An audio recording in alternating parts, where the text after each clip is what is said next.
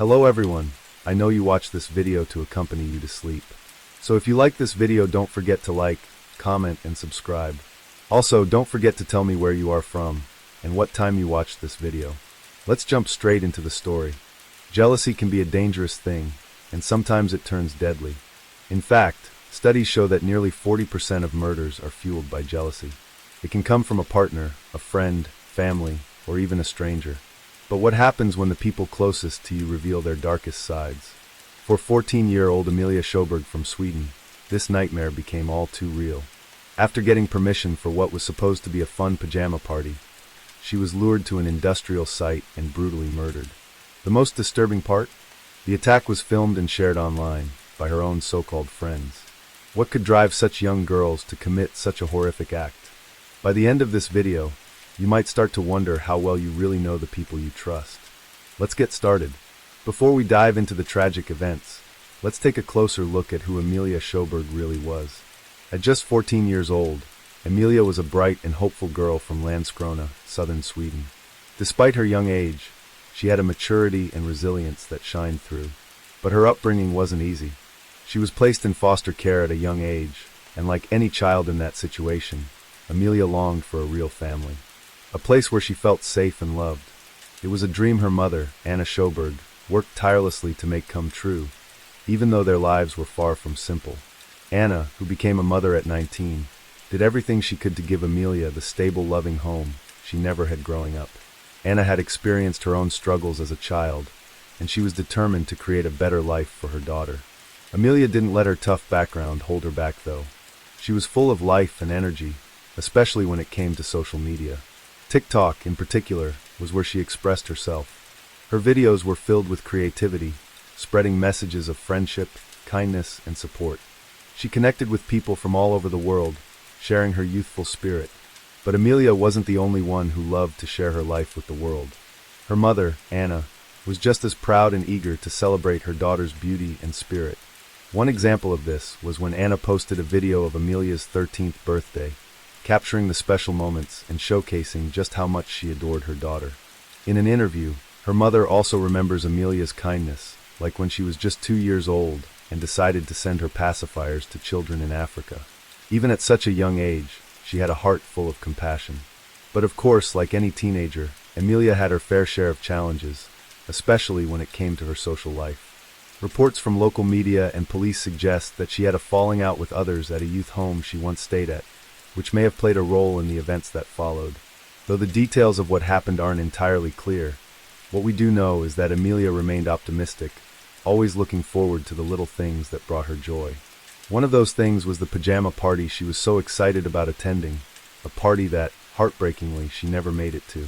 According to her mother, Amelia asked for permission to attend a pajama party on July 21st of 2024. Excited for a fun night, she set out with what she thought were her friends. But instead of heading to a sleepover, two of these friends lured her to a remote industrial area near the Landskrona railway station, pretending it was part of the party plans. After all, they were her friends. What could possibly go wrong? Unfortunately, Amelia had no idea that her friends had a dark and sinister plan. Documents from the local court indicate that Amelia was likely killed sometime between July 21st and July 22nd. Her body was discovered shortly after midnight on Tuesday, July 23rd, and after Amelia was discovered, she was immediately rushed to the hospital in a desperate attempt to save her life. Doctors and medical staff fought hard to keep her alive, but despite their best efforts, her injuries were too severe. Tragically, Amelia succumbed to her wounds and was pronounced dead not long after arriving. The condition of her body made it clear this was no random accident. Chief Investigator Kent Pearson reported that Amelia's body displayed signs of severe violence, although the exact cause of death was initially withheld. It was later revealed that she had multiple stab wounds on her neck.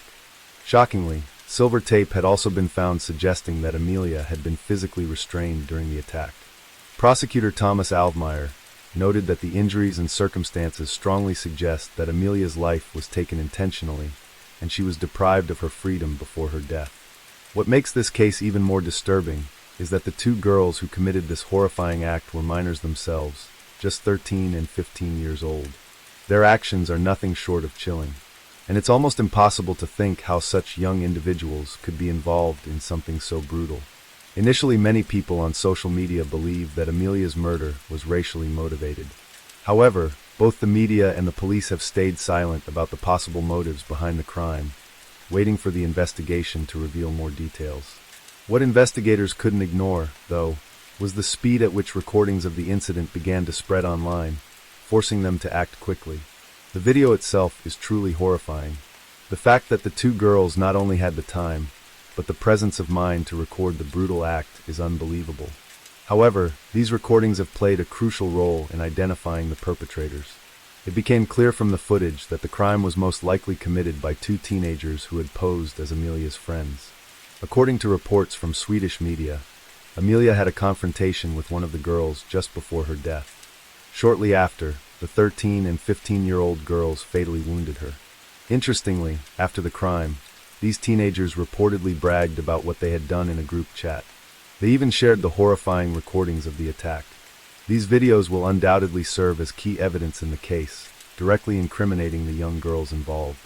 And when the two were arrested, one of the girls reportedly admitted to her role in the crime. The prosecutor mentioned that this girl provided details about what led to the tragic incident. Her lawyer even confirmed that her client had spoken to the police. And both girls made certain admissions during the investigation. As for the motive, it appears the brutal murder stemmed from something as petty as a fight over an insult. Swedish newspaper Expressen reports that the dispute escalated over jealousy. And this was backed up by Amelia's mother, who also claimed that her daughter was killed because of a boy. One of the suspects told police that they never intended to kill Amelia, and that things just got out of hand. However, the Swedish media also uncovered disturbing evidence suggesting the girls had prepared for the attack. They reportedly stole silver tape and a knife from local stores, indicating that the encounter might have been more premeditated than the suspects initially claimed.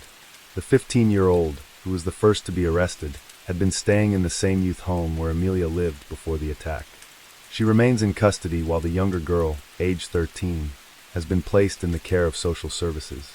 In the days following the murder, local police and the Coast Guard searched the harbor near the industrial site where Amelia's body was found.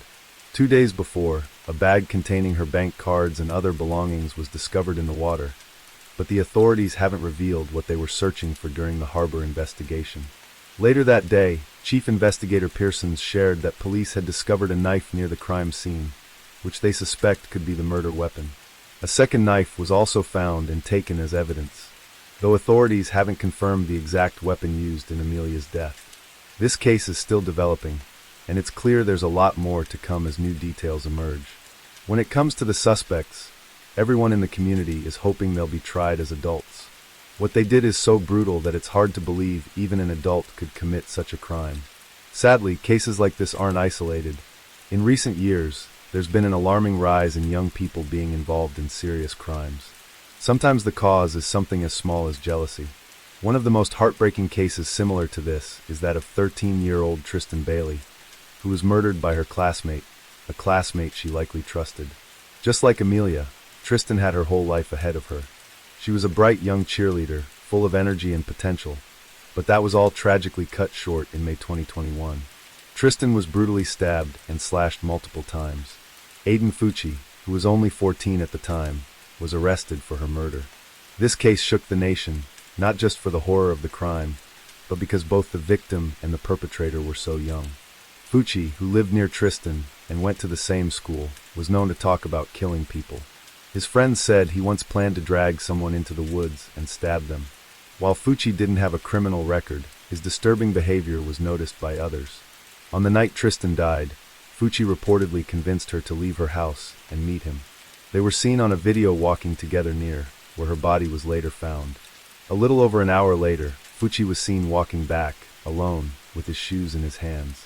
Tristan's autopsy revealed she had been stabbed 114 times, with 49 of those being defensive wounds, showing how hard she fought back. It's heartbreaking, especially considering how young she was and how much life she had ahead of her. And while Tristan was still missing, Aiden Fucci posted a selfie on Snapchat from the of a police car, holding up a peace sign with the message, "Hey guys, has anybody seen Tristan lately?" Someone even replied, "You were with her, Aiden. You know what happened?" As the investigation went on, a buck knife with a broken tip was found in a pond near Tristan's body. That missing tip was lodged in her scalp, and the knife was identified as Fucci's. There was video and DNA evidence, along with blood-stained clothes and shoes, found at his house. Investigators even found a knife sheath and a notebook filled with violent drawings. What makes things worse is how some parents failed to step up. Instead of helping police, Fucci's own mother, Crystal Lane Smith, was caught on video trying to clean a pair of bloody jeans after the murder.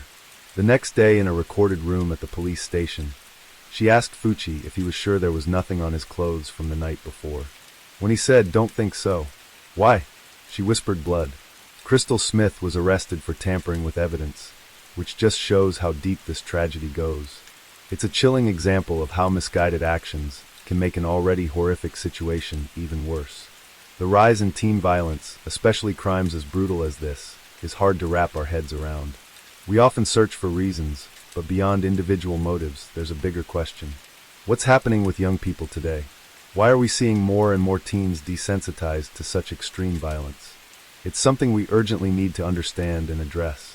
In a recent interview, Matt Henson, the attorney who represented the Bailey family, took a deep dive into the chilling similarities between Amelia's case and the Tristan Bailey case. He pointed out a troubling trend we're seeing not just in the U.S., but globally: an increase in violent acts committed by young people. Henson talked about how often young perpetrators aren't sophisticated enough to cover up their crimes. They tend to be caught quickly because they lack the experience and maturity to evade detection. In most cases, they're arrested and face prosecution unless they strike some sort of deal. This is especially true for minors whose brains aren't fully developed, making it hard for them to plan out a complex crime. He emphasized that while understanding their motives is crucial, proving who did it is usually straightforward because these youths often leave clear evidence of their actions. The key issue, he argues, is not just the crime itself, but what drives these young people to commit such heinous acts. It seems many of them don't fully grasp the consequences of their actions or the punishments they might face. This misunderstanding might lead them to believe they can get away with it. These children, it appears, don't quite understand or comprehend or able to get the idea that there's a punishment behind this. I think a lot of times they think they're going to get away with it. They plan it out. They think they're going to. He also mentioned the sloppiness often seen in these cases. For instance, in Amelia's case, investigators found a knife near the crime scene and a bag with Amelia's belongings in the water, indicating a poorly executed attempt to dispose of evidence. Sometimes minors get help from adults, and there's a report that an adult is being questioned in connection with this case. While it's not clear what role this adult might have played, Henson pointed out that adults often get involved either by assisting or by trying to cover up the crime, as seen in Tristan Bailey's case with Aiden Fucci. He also drew a comparison to the Slender Man stabbing case from about a decade ago. In May 2014, two 12-year-olds, Anissa Wire and Morgan Geyser, lured their friend Peyton Lutner into the woods after a sleepover. Geyser then stabbed Lutner 19 times with a knife she took from home, and the two girls left her there, believing she would die. Miraculously, Lutner survived after crawling out of the woods and seeking help. Wire and Geyser later told investigators that the attack was meant to appease Slender Man, a fictional character from the internet. They believed that by committing this crime, they were preventing Slender Man from harming their families. This case grabbed national attention, with HBO even making a documentary called Beware the Slender Man about it in 2017. Now both girls eventually took plea deals, ending up in mental health institutions instead of traditional prison. Cases like this might explain why some teens seem so careless about committing serious crimes like murder. They might think that if they do something terrible, they'll either get a relatively short sentence, maybe 20 to 30 years in prison or in a mental hospital. To them, it might seem like the consequences aren't as harsh or long-lasting as they are for adults. This kind of thinking can come from a couple of places. For one, they might see how the justice system handles young offenders and think they have a good chance of getting a lighter sentence, or being treated more leniently. Plus, with their still developing brains, they might not fully grasp the seriousness of what they're doing. The idea of spending years in prison or being in a mental health facility might not seem as scary to them as it does to older, more experienced adults. Turning back to Amelia's case, it's clear that the tragedy has left her family and the entire community devastated.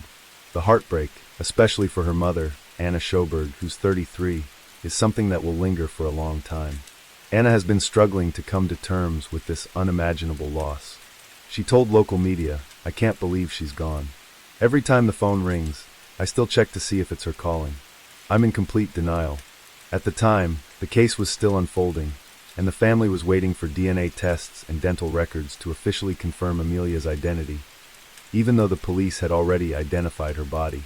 Anna vividly recalls the moment when the police, accompanied by a priest, came to deliver the heartbreaking news. "I told them they couldn't tell me anything more because I've already lost my parents," she said, still grappling with disbelief. Anna can't make sense of why anyone would want to harm her daughter. She described Amelia as an angel who always stood up for others and wondered if maybe the world just wasn't ready for someone as kind as her. Before the tragedy, Amelia was feeling stressed about an upcoming pajama party. She and her mom had a small argument, but Amelia quickly sent a text apologizing.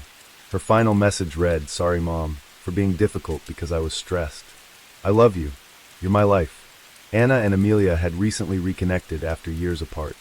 Just as we mentioned earlier, Amelia had been in foster care since she was 5, and they were just beginning to rebuild their lives together.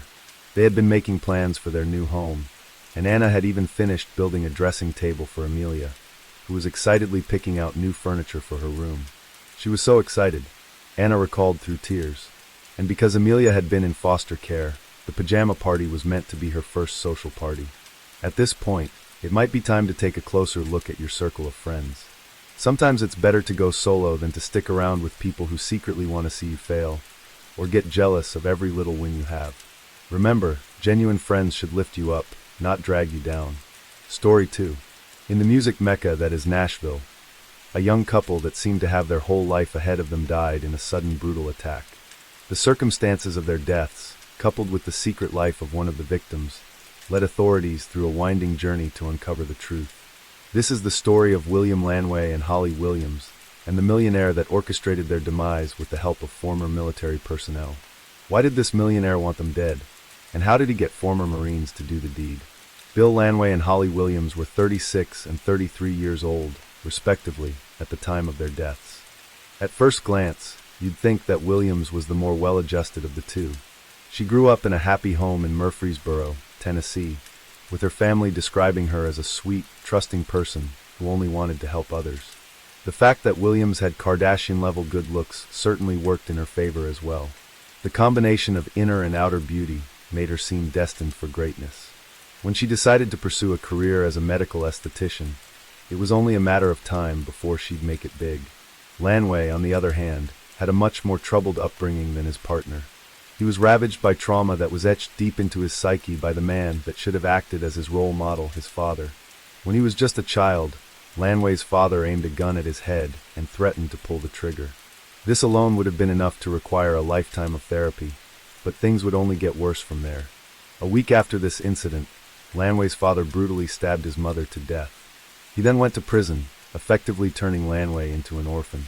Despite all of this, Lanway appeared to move past his inner wound.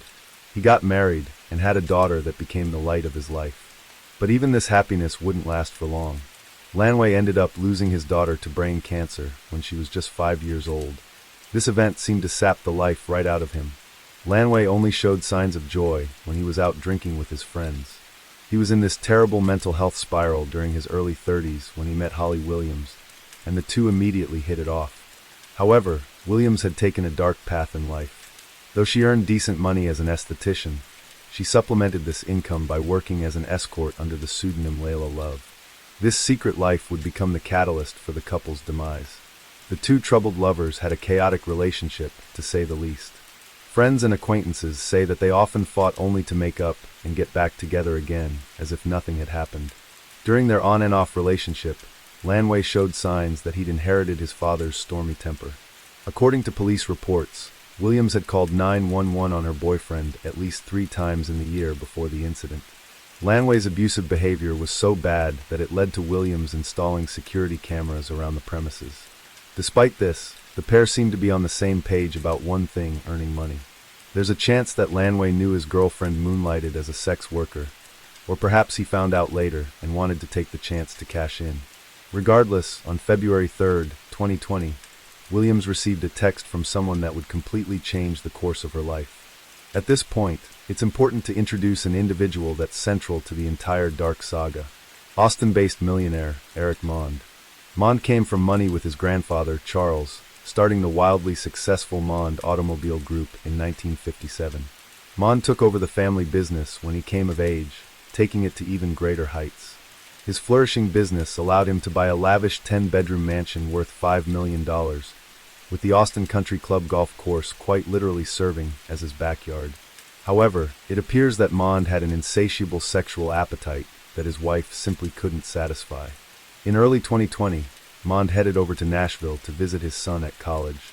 It was here that he came across an ad for one Layla Love. Smitten by her supermodel good looks, Mond couldn't resist sending her a text on February 3rd. They quickly agreed to meet at a hotel, with Mond going by the alias Eric Moore to cover up his tracks. Neither of them realized that they'd set a sequence of events into motion that would have catastrophic results. On March 1st, 2020, Mond received a chilling message from an unknown number. The sender apparently knew that the millionaire had hooked up with Williams and threatened to expose the affair to his wife. Mond still only knew his escort by the name Layla Love, and he had no idea who the text might be coming from. All he knew was that the sender wanted $25,000. Otherwise, he'd bring his life crashing down. As it turns out, the sender was none other than William Lanway, who'd found Mond's number while he was going through his girlfriend's phone. Police haven't clarified whether Williams was in on the plot, so there's a chance that Lanway was doing this without her knowledge. Either way, Lanway was never going to get the money. For someone like Mond, giving into blackmail just isn't on the cards. The millionaire must have thought that sending the money would only expose him to further extortion down the line, so he decided to take matters into his own hands in the darkest way possible. As the owner of a successful auto dealership, Mond was familiar with several private security personnel in the Austin area, including an Israeli national by the name of Gilad Peld. A former member of the Israeli Defense Force, Peld was well known for providing security to high-level celebrities, including Charlie Sheen. His company, Spear Dip Security Group, also provided security to luxury jewelry dealers and other high-end stores in the area. Peld had often worked for Mond in the past, usually helping the auto dealership owner clear homeless people out of his lot. But this time around, the millionaire had a very different request for the security firm owner. He wanted Peld to look into the threatening text and find out who it was from, and on March 5th, he paid him $15,000 to get the investigation going. With this retainer fee, Peld enlisted the services of Brian Brockway and Adam Carey, two former Marines. After a career in special ops, they'd transitioned into a career in private security after returning to civilian life. Brockway asked his brother Chad, owned a security firm of his own, to help draft an intelligence report. This situation report, or SITREP for short, became the basis of what was to come. The former Marines created a pinger account to securely exchange messages and began spying on their victims. In the meantime, Lanway and Williams had no idea that these highly trained and deadly individuals had started hunting them down. On March 10th, Williams' outdoor security cameras captured a heavily muscled man with a long beard knocking on her door. Internal cameras recorded Williams pacing anxiously while the man was outside. He asked her to open the door, and fearing for her life, Williams tried barricading the door with a rod-like object. Outside, the unknown individual told Williams that he just wanted to ask her a couple of questions. Terrified by the man's presence, Williams continued to pace in silence. One has to wonder what might have happened if Williams had opened the door that day. Would the events of the next 2 days have played out differently? We'll never know. With that said, it's possible that Lanway found out about the surprise visit, because he tried to take the fight to Mond the very next day. On March 11th, Lanway took things up a notch by calling Mond at his home. His goal was to scare the millionaire into paying up, but the fear he instilled had an unintended reaction. When the call came through, Mond was outright terrified. He couldn't stop thinking about what could have happened if his wife had picked up the phone. Would Lanway have revealed everything to her, or would he have threatened her in some way? His mind started spiraling. If Lanway knew his home phone number, did he also know his address? This meant that he might decide to pay Mond to visit, something that could only lead to a disastrous outcome. Mond knew that he had to act. Simply knowing who his blackmailer was wouldn't cut it. He needed to take Lanway out of the picture, and Williams too while he was at it. It seemed like the only way to tie up all the loose ends. but there was no chance that he'd pull the trigger himself. Luckily for him, and unluckily for the doomed couple, Brockway offered to do the unthinkable, take both their lives for $60,000 each. Mon heard the offer and accepted, and the plan was set into motion. At about 11:40 p.m. on March 12th, Williams and Lanway were recorded exiting their home. This was the last time either of them was seen alive. Moments later, the security footage captured Williams screaming off camera. Her blood-curdling shrieks indicated that she was being viciously attacked, and sure enough, photo evidence revealed by the police showed that she had several bruises from the assault. The assailants, who were later revealed to be Carey, Brockway, and a third unknown gunman, didn't waste any time ending Lanway's life though. While they beat Williams up, they riddled Lanway's body with bullets, and he died on the spot. Williams watched as her boyfriend was brutally slain, helpless in the face of 3 large men that she had no chance of overpowering. Her screams continued, turning into spine-tingling shrieks as she lay on the ground. Shortly after, one of the assailants repositioned the security camera, pointing it towards the ground. No one knows exactly what happened over the next hour and a half. All we can say for certain is that Williams was stuffed into the trunk of a white Honda Acura with her boyfriend's lifeless body, after which the assailants drove to a nearby construction site. While there, they finished the job by shooting Williams to death. The empty construction site likely rang out with her screams, but no one was nearby to hear it. Based on the security footage from outside her home, Williams seemed to be begging the assailants to stop. It's possible that she continued to plead until the very end, but her attackers showed no mercy. Once the deed was done, all that was left was to dispose of the bodies, but the assailants didn't really have a plan for that. They could have dumped the bodies anywhere, but instead, they placed them in the car and sent it speeding into a tree. The hurtling Acura was spotted by a construction worker who happened to be nearby. When he approached the car and saw the bullet-riddled bodies inside, he immediately called 911. By this point, the assailants were nowhere to be found. Police arrived on the scene, cordoned it off, and began investigating the deadly crime. It would take them over a year to find any leads, during which time Mond would face a few unforeseen setbacks of his own.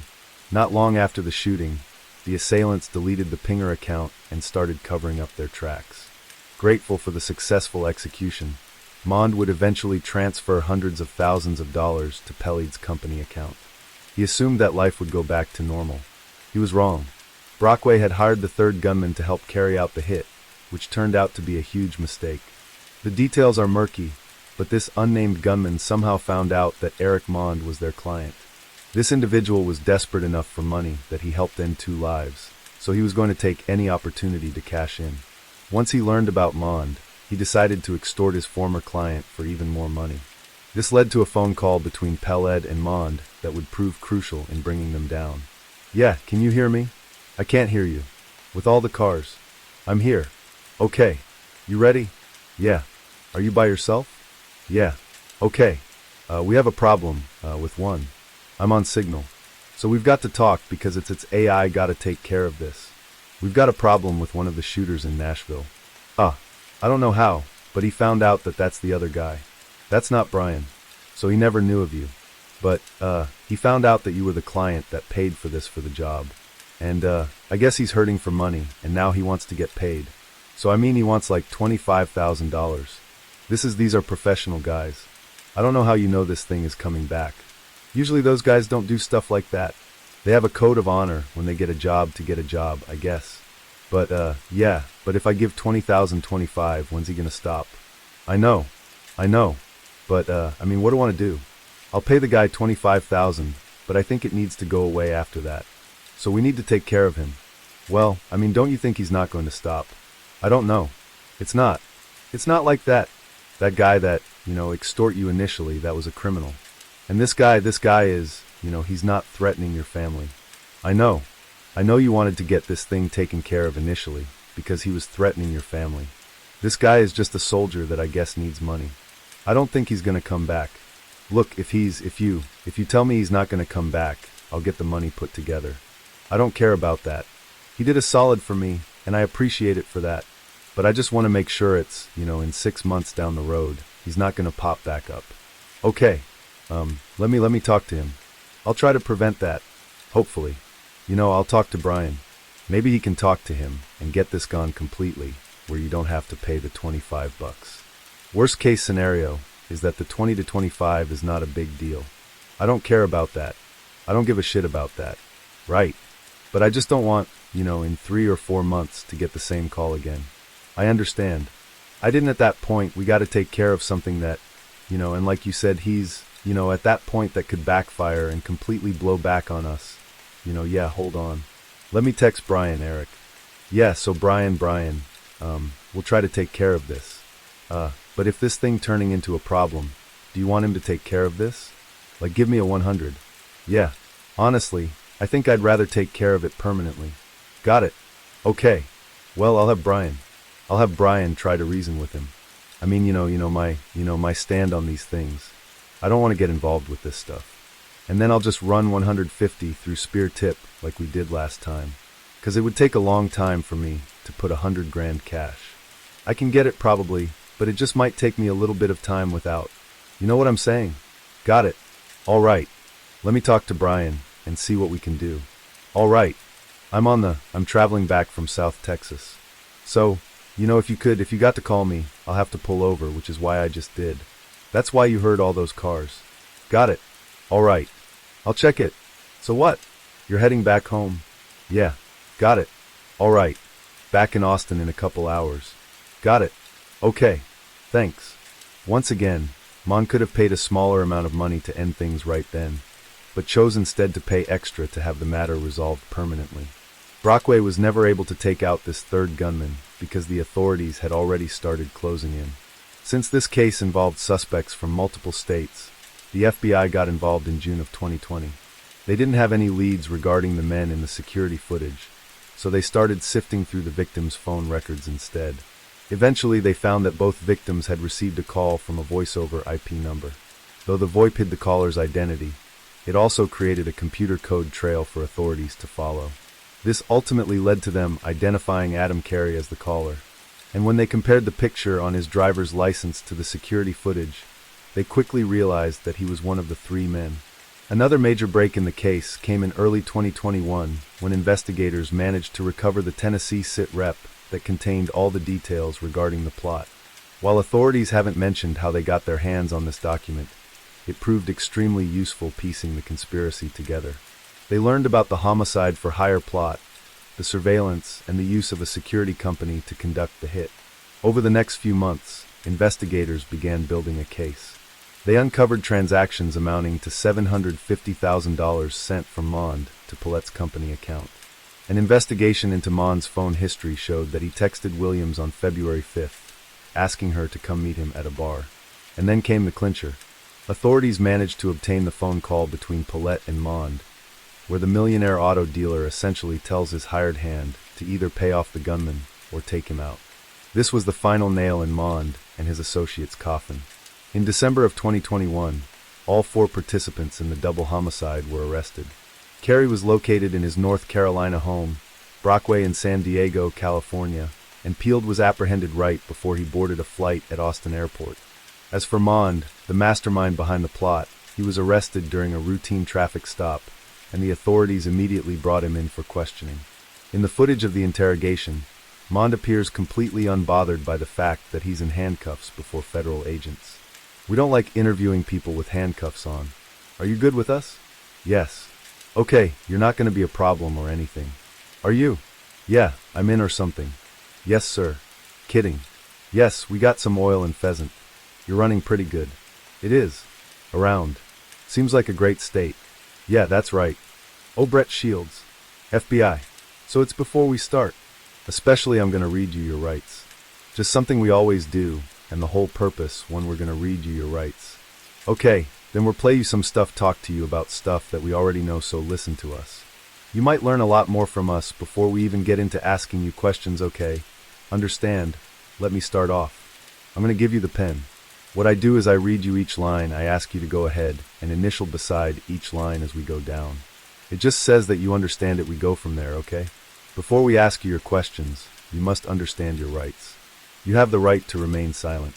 If you understand that, go ahead and initial there. Anything you say can be used against you in court. You have the right to talk to a lawyer for advice before we ask you any questions. You have the right to have a lawyer with you during question. If you cannot afford a lawyer, will be appointed before any question if you wish. And most importantly, if you decide to answer questions now without a lawyer present, you can stop answering anytime. So like I'm saying, this is to your benefit. We're going to play you some different things. We're going to tell you some of the facts that we already know about this case. Okay. And then we're going to ask you your questions anytime you can stop. Okay. Right there. And just sign right there acknowledging it. Appreciate it. Now Dave is our case agent, so he knows the most about this case. So he's going to present you with some of the facts that we do know. First of all, do you have any suspicion or any of you think? Pardon? I have no idea. Well, would it help you if we told you that we were from Nashville, Tennessee? My son goes to school there. Okay. Alright, so, I've been there, yes. Yes, so again let me. Why don't you take this time and learn from us what we have? And then we can start talking, okay? Because I think you have a story to tell. And I think it's a complicated one. I don't think. I personally see things in shades of gray, not black and white, you know. I'm not the kind of guy who's like, hey, everybody who's shoot someone who kills them is evil or anything like that. I know that things go on in your life that aren't ideal. And then sometimes you're scrambling hard to figure out how to deal with it. And then things turn out even worse, and then they turn out worse. And then the next thing you know, you're backed into a corner, and there's nothing you can do. So having said that, this is why we are here, obviously. So, and I don't want you to talk because honestly, I want to give you the benefit of the doubt. This is the way things work. For you to be helpful to us, and also to help yourself out, the more truthful you can be, the better. And this is the reason why, because as you're being truthful to us, it tells us that A, you're sorry for your actions. B, you have more credibility. So the more you lie to us, A, that's a federal violation, lying to a federal agent. So boom, on top of all these other charges, you got that. But secondly, the more you lie to us, the more your credibility goes down, and then you can't help yourself out. You can't. Because right now the only way you can help yourself out is to increase your credibility and be like, yes, I did it, but I really realized it was a mistake. I would never do it again. And I completely, this is obviously an investigation that you're aware of. It happened in Nashville. Okay, I'm not going to be able to really explain what happened other than I'm going to play you some audio, because you understand, like when the murder happened, Holly had, I don't think we have to explain that part to him. This is a homicide investigation. Oh, he knows. He knows. Don't worry about that.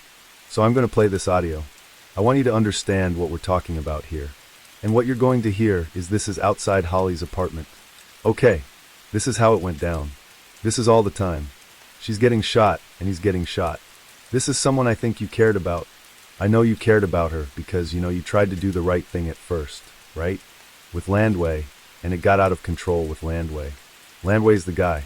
You tried to do the right thing, and I think it kind of got out of control. So what I'm talking about, this is a picture. And I'm not going to get into all the graphic stuff too much. Although, that's what a homicide sounds like. And this is what a homicide looks like. And this is what ended their misery. But if you see and hear what happened, she suffered for a long time before this happened. Okay, you see all the bruising and such around her face? She had a long day. I mean, that was the longest hour and a half of her life, literally. So this is MMPD. Metro Nashville started investigating this case. And then we stepped in because, they were having trouble figuring out who the people were. We were able to figure out who all of them were. And I don't even know if you want to hear all the evidence. Let's kind of cut to the chase with this.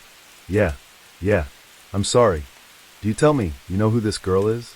I met her at a bar in Nashville, and how long was your relationship with her that night? And another night, I came back to Nashville.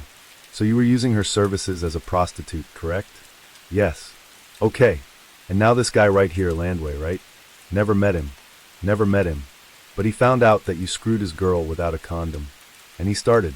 That never happened. Well, that's why he believed. Just again, listen. Wait. Okay. Hold on. I believe you. Go ahead. Either way, he starts trying to extort you, correct? He sent me some text messages, but he never demanded any money. Yes, he did. So let's not start. I don't remember him demanding. He might have thought that he could talk his way out of the situation, but the authorities already had a rock-solid case against him. Between the phone calls, text messages, and wire transactions between Mond and Peld, they knew that they could put each conspirator behind bars. Even so, they tried giving Mond a chance. It's a testament to his arrogance that he refused to take it. All four culprits were charged with conspiracy to commit kidnapping. Kidnapping resulting in death, and carrying, brandishing, and discharging a firearm during and in relation to a crime of violence. Realizing how bad the situation was, Peld immediately flipped on his comrades, agreeing to testify against them in court. But in the end, his involvement in the homicides was undeniable. As the court case began, 16 jurors assembled to hear arguments from both sides in a trial that lasted over 2 weeks. Court proceedings began on November 3, 2023. And unsurprisingly, all of the conspirators turned on each other. Mon's lawyer claimed that his client was a victim in all of this, and that Peld was the brains behind the plot. Their story was that Peld wanted to milk Mond for all he was worth, and that Mond had no idea that Williams would be kidnapped and executed. Brockway's attorney used his time to cast doubts on Peld to undermine his testimony, and that Carey was the one who suggested that they take Williams and Landway's lives. However, the jury wasn't swayed by their conflicting stories. After arguments concluded on November 17th, they spent 7 hours deliberating over the evidence and ultimately declared all defendants guilty in the homicide for hire plot. The case will finally conclude in December of 2024, when each culprit will receive their sentence. The recommended penalty for homicide for hire is life behind bars, and given the mountain of evidence, it's likely that each convicted felon will be punished to the fullest extent of the law. But then again, is a man with immense wealth and connections. Story 3. Bring her back. Don't hurt her. Just bring her back. Let her go. Polly Klaas had a lifelong fear of the dark. She couldn't sleep unless there was a little light on. She was scared of a mysterious boogeyman and of the possibility of being kidnapped. It was something she had discussed often with her parents.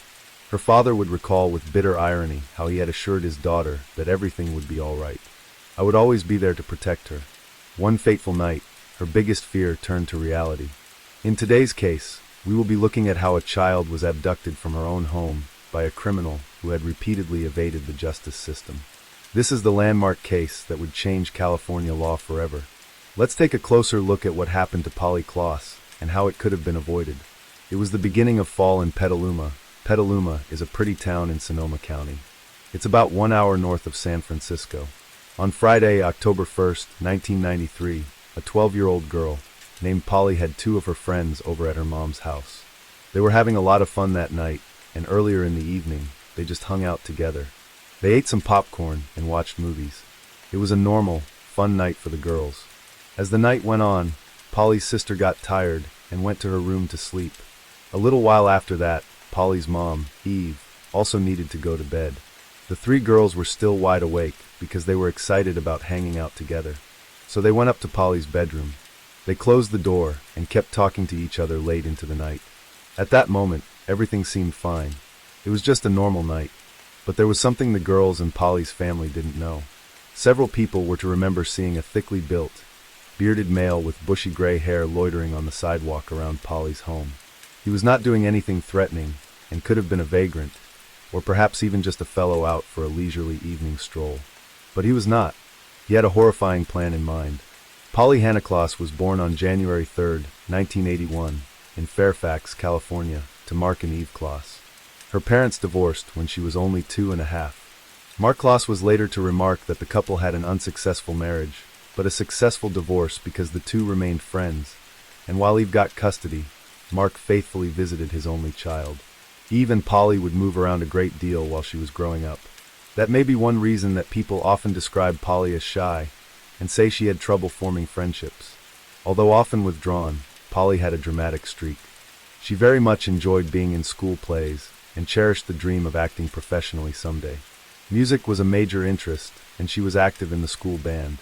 She had a good sense of humor and enjoyed dressing up like an old lady and hobbling about with a cane, which she would use to suddenly whack someone on the behind. Polly spent most holidays and weekends with her dad, ran a Hertz rent-a-car office in San Francisco's Fairmont Hotel.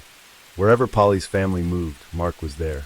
He also worked as a teacher's aide in some of Polly's schools. Her grandfather, Joe Klaas, said overall, Polly was a beautiful young girl who was looking forward to an amazing life. Before that terrible night in 1993, Davis had already established himself as a lifelong criminal. Richard Allen Davis was born on June 2, 1945, as the third of 5 children. His early life has been described as disadvantaged. When Davis was only 3 years old, he and his brothers were playing with matches, so their mother held each boy's hand to a hot stove to punish them for it. She thought this would stop them from playing with fire again, but this kind of punishment doesn't work. Instead, it traumatized Davis and added to his sadistic tendencies later on. His father was equally awful and described as unloving. He was mentally unstable and suffered from hallucinations. He was reported to have taken a gun outside the home and shot at mirages. Robert would also beat Richard, breaking his jaw on one occasion and pushing him through an interior wall on another, and was known to be harsh with the others. He witnessed many violent fights between his parents, who finally divorced when Davis was 11, but this only marked the beginning of his troubling behavior. When he was 12, he got in trouble for breaking into places. This happened again when he was 15. At 17, he got caught stealing a motorcycle. The judge gave him a choice: join the Army or go to the California Youth Authority.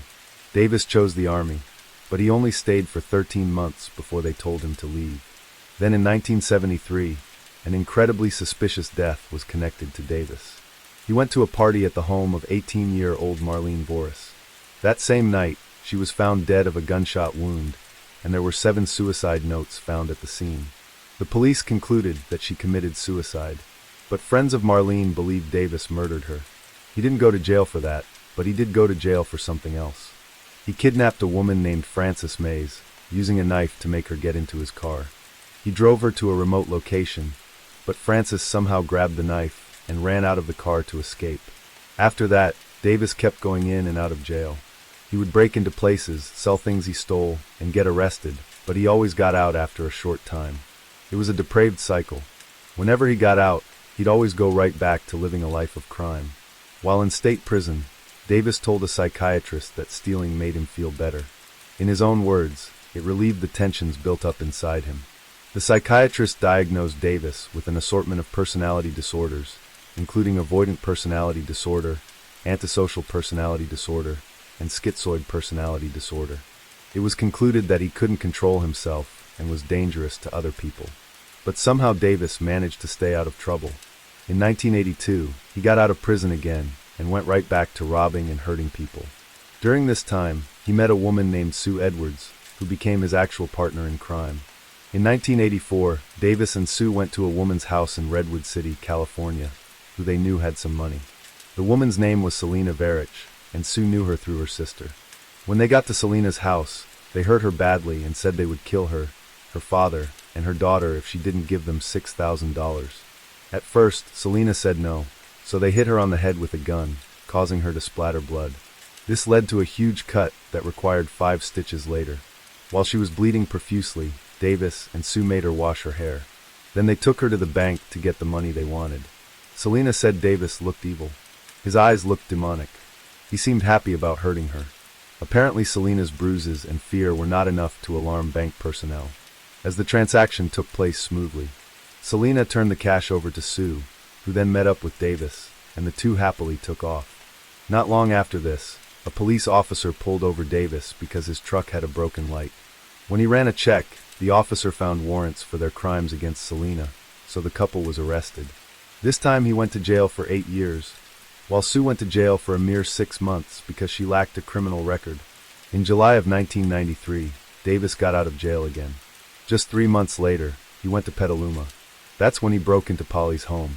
Polly and her 2 friends were in her bedroom, just hanging out, completely clueless to the fact that Davis was right outside. Now, we don't know the exact reason why he chose to break into Polly's home. Maybe Davis just wanted to steal things from the house, but didn't know Polly and her friends were there. Davis wasn't afraid of getting in trouble with the police either. Remember, he would commit crimes, go to jail, get out, and then commit more crimes. This behavior had just become a way of life for him. Davis got into the house through a window that wasn't locked. Once he was inside, he heard the 3 girls talking and laughing. But before he went to the girls' room, he took a big knife from the kitchen, which shows that he kidnapped Polly on some criminal whim instead of planning it. Davis walked quietly up to Polly's bedroom door and opened it. The 3 young girls were terrified when they saw him, so Davis ordered, "Don't scream or I'll cut your throats." He said if they did what he said, everything would be okay. He was just looking for money, and wasn't there to hurt them. Polly offered him a box with $50 in cash. He refused it, and told the 3 girls to lie down on the floor. He tied up Polly and her friends with white rope before putting pillowcases over two of the girls' heads. He told them he would bring Polly back after he finished stealing valuable things from the house. Polly begged him, "Please don't hurt my mom and sister." Her friends remember the terror in her voice. Then he made them count to 1,000. So they started counting. After a few minutes, they stopped counting so they could listen. The house was quiet. They couldn't hear any footsteps or other noises. Completely panicked, the girls struggled out of their bonds and rushed to Eve's room to tell her what happened. Still groggy from her sleep, Eve thought they were playing a prank on her. The idea was too strange and terrifying. About 30 minutes after Davis broke into Polly's bedroom, Polly's mother called 911 for help. When she talked to the person on the phone, she said, "Apparently a man just broke into our house and took my daughter." Eve was, understandably, in total disbelief, begging for her return. "If you're the man who is Polly, please." After Eve called for help, the police sent out a message to look for a missing girl and the man who took her.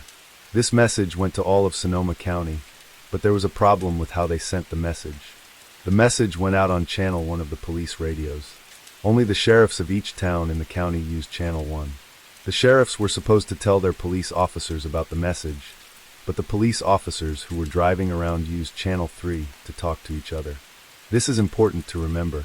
If two police officers had gotten the message just 1.5 hours after it was sent out, they might have caught Davis that very night. They might have found Polly before it was too late. Around midnight, something happened about 20 miles north of Polly's home. This was in a place called Santa Rosa. A babysitter was leaving the house where she worked. She saw a car stuck in a ditch. The car was on a long private driveway where not many people go, so this seemed strange to her. The babysitter went to a gas station nearby. She called Dana Jaffe, the woman who owned the house where she was babysitting. She told Dana about the car, which Dana thought was strange and concerning too, especially since it was the middle of the night. Dana was a single mom who worked as a cook. She had the babysitter watching her daughter while she was at work, and she didn't want to deal with whatever was happening. She was tired after working all night, so she got in her car with her daughter, and they left the house in case the person in the ditch turned out to be dangerous. Dana's gut feeling was right. The person in the ditch was Davis, and he did want to do horrible things that night. As Dana drove away, she actually drove past Davis. She looked right at him. She saw his eyes and thought they looked cold and terrifying. They were the same kind of eyes that Selena, one of Davis's earlier victims, had described years ago. Dana drove to the same gas station where her babysitter was. From there, she called 911 and asked the police to go check on her house. Years later, many realized that this was the pivotal moment where Davis came extremely close to being exposed. Two police officers came to Dana's house soon after she called. They went up to the car and questioned Davis, who told them he had swerved to avoid hitting a deer. That's why he ended up in the ditch on the driveway. Remember, these officers didn't know about the message to look for Polly. They did a routine check for his driver's license and his car's license plate number. They saw that he had a criminal record, but there were no current arrest orders for him. But since he had just gotten out of prison 3 months ago, the officers didn't fully believe Davis's story about the deer. They thought he might have been planning to rob Dana's house. One thing the officers could never have imagined was the fact that he had kidnapped a 12-year-old girl just a couple of hours earlier. The officers rightly didn't want to let Davis go, so they wanted Dana to make a citizen's arrest. Under California law against trespassers, Dana has the right to go up to Davis and tell him, "I arrest you while the officers are present." Then the officers could take Davis in and look into things more. But Dana didn't want to do this. She just wanted to go to bed and not make a big deal about it. So the officers called for a tow truck to get Davis's car out of the ditch. While they waited, they looked inside his car. It was messy, but they didn't see anything that looked really wrong. They did see an open can of beer.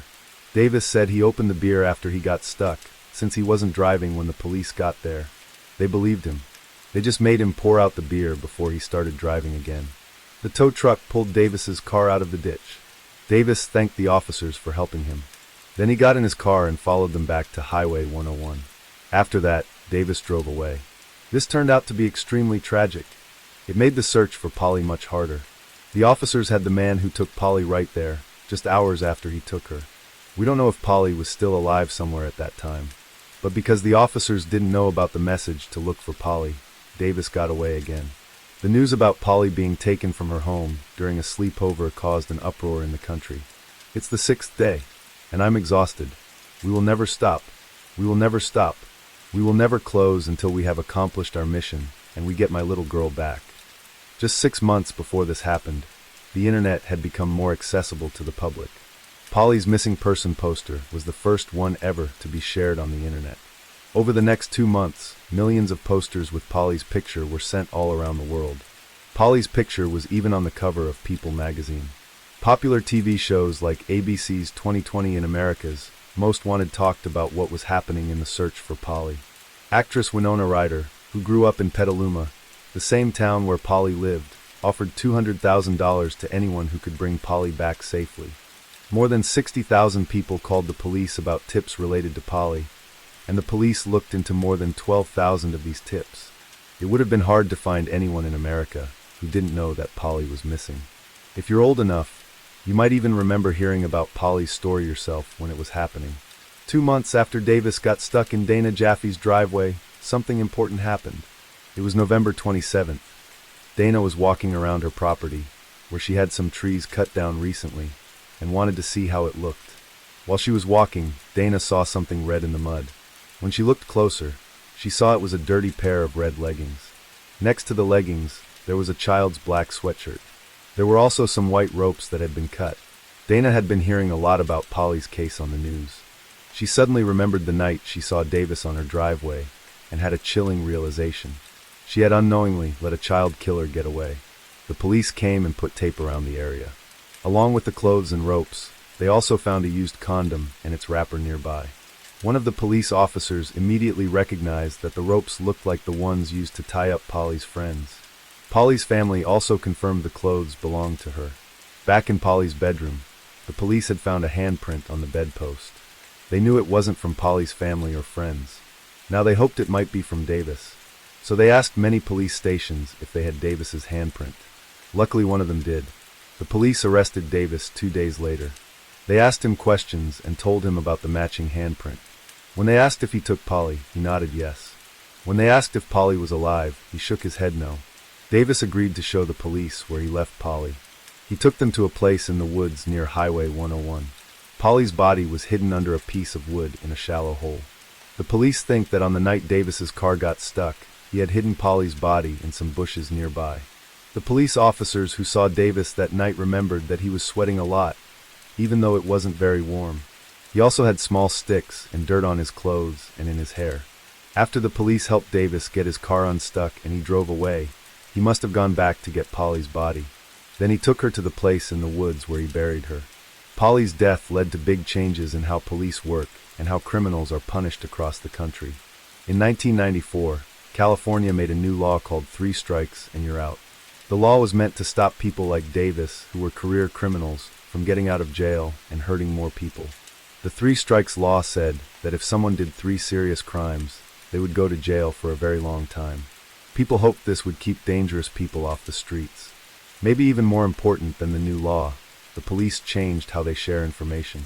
Remember how the message about Polly didn't get to all the police officers? The California Highway Patrol fixed this problem. Now when there's an important message about a crime, it goes to every single police channel. This means all police officers get the information right away. When Davis went to court, the trial didn't take very long. This was because of Davis's criminal history. There was a lot of evidence showing he had taken Polly, and he had admitted to doing it.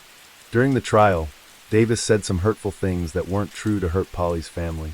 He claimed that Polly had said to him, "Just don't do me like my dad," right before he killed her.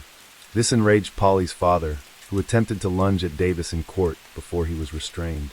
Because of what Davis did to Polly and how he acted in court, the judge said he deserved the death penalty. "Mr. Davis, this is always a traumatic and emotional decision for a judge. You made it very easy today by your conduct." Right now, Davis is 70 years old in San Quentin State Prison, waiting for the death penalty. There are 2 groups named after Polly, the Polly Class Foundation and the Class Kids Foundation.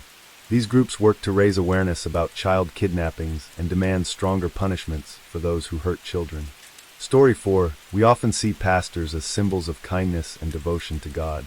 But what happens when the person we believe to be a man of faith turns out to be a servant of the devil? More than a decade ago, Randy Stone, a loving husband, father, and well-respected member of the community, was found shot to death in his office. His desk was covered with notes for church activities and financial accounts of the church, reflecting how he devoted his life to it. The police quickly ruled it a homicide, and as the town gathered to mourn Randy, no one suspected the truth was lurking so close. Soon, whispers began to surface, secrets that pointed to someone no one would have ever imagined. What could have led to such a shocking turn of events? Let's dive into this and uncover the shocking truth behind the murder of Randy Stone. To get started, let's get to know Randy and his wife, Teresa, a little better. Randy and Teresa had known each other since childhood, but lost touch when Randy enlisted in the Marines at the age of 18. After serving his country, he returned home to Kansas City, Missouri, in the spring of 1990, and he had only one person on his mind, Teresa. They connected at March and quickly fell in love, marrying by October of the same year. Their family blossomed soon after, with the arrival of their son, Michael, a year later, followed by their daughter Miranda, 2 years after that. And life in Independence, Missouri, seemed picture-perfect for the Stones as they became active members of the New Hope Baptist Church, embraced by their community. Now, Randy owned a small insurance company and served as the church's minister of records, managing finances and ensuring everything ran smoothly. Teresa, a talented singer, performed in the choir and volunteered her time whenever possible supporting various church activities. Through their many church events, the Stones developed a close friendship with the new pastor, David Love, who was only 38 at the time. He and his wife, Kim, had 3 children, creating a warm and family-friendly atmosphere at the church. At this point, everything seemed to be going smoothly with everyone supporting one another. After about 14 years of marriage, Teresa devoted herself to being a loving, stay-at-home mom, always actively involved in her children's lives. She also helped Randy at the insurance office, playing a vital role in the family business. Randy was well-liked in town, and together, the Stones were cherished members of their community, known for their kindness and dedication. And the love only intensified when, in 2004, Teresa announced that their family was growing again. She was pregnant. With Michael and Miranda approaching their teenage years, the news came as a surprising twist. However, there was a bit of controversy surrounding this joyful announcement. Randy had undergone a vasectomy years earlier, so he believed they wouldn't be having more children. Despite his doubts, Randy remained loyal to Teresa and accepted the news, convinced that the baby was indeed his. Sadly, their happiness was short-lived when Teresa experienced a miscarriage. In the aftermath, she struggled emotionally and sought support from her church, specifically turning to Pastor David Love for comfort and guidance. Their counseling sessions increased, meeting 2 to 3 times a week without fail. Meanwhile, Teresa began to withdraw from Randy, distancing herself from her husband. Randy attributed her behavior to mourning the loss of her child and tried to be understanding. He also sought guidance from Pastor Love, and the two began meeting every morning to discuss everything from life's challenges to its joys. Randy had always looked up to Pastor Love. In fact, he wrote in a self-help book that David Love was one of the most influential people in his life, an advisor and a close friend. However, in early 2010, things began to change between Randy and the pastor. While fulfilling his role as the minister of records and being part of the church's finance committee, Randy uncovered a troubling issue with the church's finances. As he reviewed the church's accounts, he noticed that some funds were missing. To make matters worse, checks for the missing money had Pastor Love's signature on them. This discovery shocked Randy and made him question everything he thought he knew about his friend. On March 17, 2010, Randy decided to confront the situation head-on. He sent Pastor Love an email expressing his concerns, stating that he didn't agree with how the pastor was handling the church's finances. In response, Pastor Love refused to admit any wrongdoing, which only fueled Randy's frustration. Feeling betrayed and uneasy, Randy made a difficult decision. He resigned from his position at the church. Although he didn't pursue the allegation any further, he did inform Pastor Love that he would be removing his family from the congregation. 2 weeks later, on March 31, 2010, Teresa arrived at the insurance office and was met with a horrifying scene. Her husband, Randy, was lying on the floor behind his desk, unresponsive and surrounded by blood. Panicking, Teresa called 911, telling the operator that there was blood coming from Randy's ear, suggesting that it might have been an accident. Perhaps he had fallen. However, when the police arrived, they quickly reached a different conclusion. Randy Stone had been shot, and sadly, he did not survive. Investigators noted that there were no signs of a struggle in the office, and cash remained untouched on his desk. This led them to believe it was not a robbery, but rather a homicide. The gunshot wound was at point-blank range, and they found a spent casing from a .40 caliber pistol nearby. They also discovered that the gun used in the crime was Randy's own firearm, typically kept locked away and accessible only to him.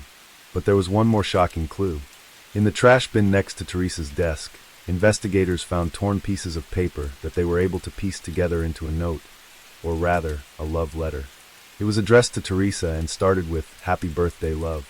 The message continued with a sentiment about not being in control yet, but promising that when they were fully together, her birthdays would always be special. The note was unsigned, suggesting that the author would be someone familiar to Teresa. However, the police quickly determined that Randy Stone was not the writer. A pad of paper on his desk showed a series of reminders written in his handwriting, which did not match the handwriting on the love letter. This left investigators wondering, who was Teresa's secret admirer, and could this person be linked to Randy's murder? The police suspected that the murderer was someone close to Randy, making it a targeted attack rather than a random act of violence. To gather more information, they decided to attend Randy's funeral, equipped with audio recording devices. They believed that the killer might be present among the mourners, and conversations, comments, or behaviors at the service could potentially lead them to the crucial evidence. Indeed, attending the funeral was a wise decision for the investigators. Pastor Love delivered a heartfelt eulogy, capturing the pain and confusion surrounding Randy's unexpected death.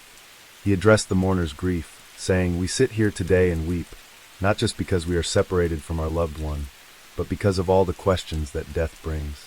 Questions like why? Why him? Why now? Without answers, death seems so cold. We see the body here surrounded by flowers, and we think we expected him to grow old. We thought we would share many moments together. How can we reconcile our anticipation with death being swallowed up in victory?" While the Stone family and the church community continued to grieve, the police were hard at work on the investigation, starting with Teresa Stone. Her behavior immediately raised suspicions. Instead of showing the usual signs of grief, Teresa seemed strangely composed, almost too calm, even happy, during her questioning. And it wasn't just her odd demeanor that caught the detectives' attention. Teresa gave them a rock-solid alibi for the time of Randy's murder. She recalled her every move down to the exact minute, and had receipts to back up her story. This level of detail fell off. Typically, someone in shock or grief wouldn't remember the smallest things they did before discovering their spouse's body. The fact that Teresa could recall everything so clearly only made her seem more suspicious. The detectives then asked about the mysterious love letter. When detectives brought it up, Teresa seemed almost flustered. "Oh, that birthday note? I totally forgot about it until yesterday," she explained. "It was just torn up. It was left on my car door by someone I don't even know. I never received another note from him." She insisted that she had nothing to hide. Detectives pressed further, asking if there had been any recent trouble in her marriage. Teresa mentioned a brief issue with Randy's struggle with pornography, but insisted that they had worked through it and described their nearly 20-year marriage as joyful and strong. At that point, there was no direct evidence linking Teresa to Randy's death, only her strange behavior and a series of unanswered questions. Yet the detectives were certain there was more beneath the surface, and they weren't ready to give up until they uncovered the full truth. This case became even more troubling when a friend of Randy's, Robert Davis, revealed that Teresa had come to him the very night of her husband's death. What was most shocking was her calm demeanor. She seemed completely unfazed by the tragedy. Instead, her focus was on something entirely different: how to collect on Randy's life insurance policy. Robert found it strange, especially since it hadn't even been 24 hours since Randy's murder. What made things even more suspicious was the fact that Randy, who worked in the insurance business, had 2 life insurance policies totaling $800,000. Could this have been the motive for murder? Detectives soon uncovered that Randy had made a significant change to those policies. He had removed Teresa as the beneficiary and listed their children instead. To their knowledge, Teresa had no idea this change had been made. As they dug deeper, the police began hearing whispers of a disturbing rumor circulating within the New Hope Baptist Church. Apparently, Teresa and Pastor David Love were having an affair. It wasn't just gossip, it was the church's worst-kept secret. David Love, who arrived at the crime scene soon after the authorities, was a close friend of the Stone family. Naturally, he was questioned by the police. However, when the conversation began to heat up, Pastor Love requested an attorney, cutting the discussion short. But the detectives were far from done with him. A search of Pastor Love's computer uncovered shocking evidence. Intimate emails and photos exchanged between him and Teresa. There were also plans for a future together, engagement rings, wedding arrangements disguised as plans for Teresa's daughter. One particular message from Pastor Love stood out. The affair had been clearly going on for years. The couple even drew parallels to the biblical story of King David, who arranged for the death of Bathsheba's husband so he could marry her. Pastor Love told Teresa that despite King David's actions, God still blessed their union. Teresa responded by saying, by the time that Teresa sat down with detectives for another round of questioning, they had uncovered 10 years of correspondence between her and Pastor Love. Both admitted to having a long-standing affair, but this only raised more questions. Was the affair connected to Randy's murder? And just how far were they willing to go to be together? The detectives were closing in, and the truth was inching closer. As the police delved deeper into the case, they sifted through thousands of personal phone records, determined to uncover any hidden communications. Interestingly, prepaid cell phones that Teresa Stone and Pastor David Love had used to keep their affair under wraps. These phones might have gone unnoticed if it weren't for their occasional slip-ups, where they made calls to their regular phone lines. But the phone records revealed more than just sweet messages and wedding dreams. On the morning of Randy Stone's murder, investigators noticed that David Love's phone had pinged off a tower just a few miles from Randy's insurance office. This raised immediate alarm bells. Then there was the ominous text Teresa received that read, urgent.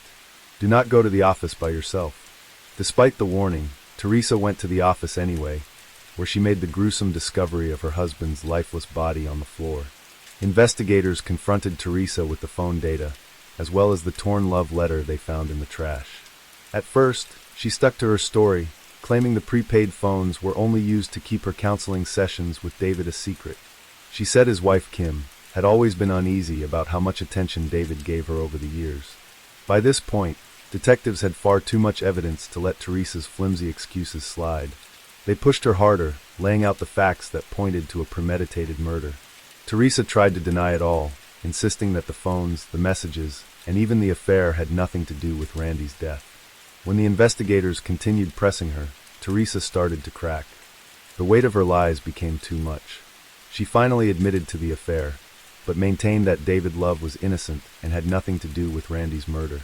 Yet her confession didn't stop there. In a stunning twist, Teresa revealed another secret.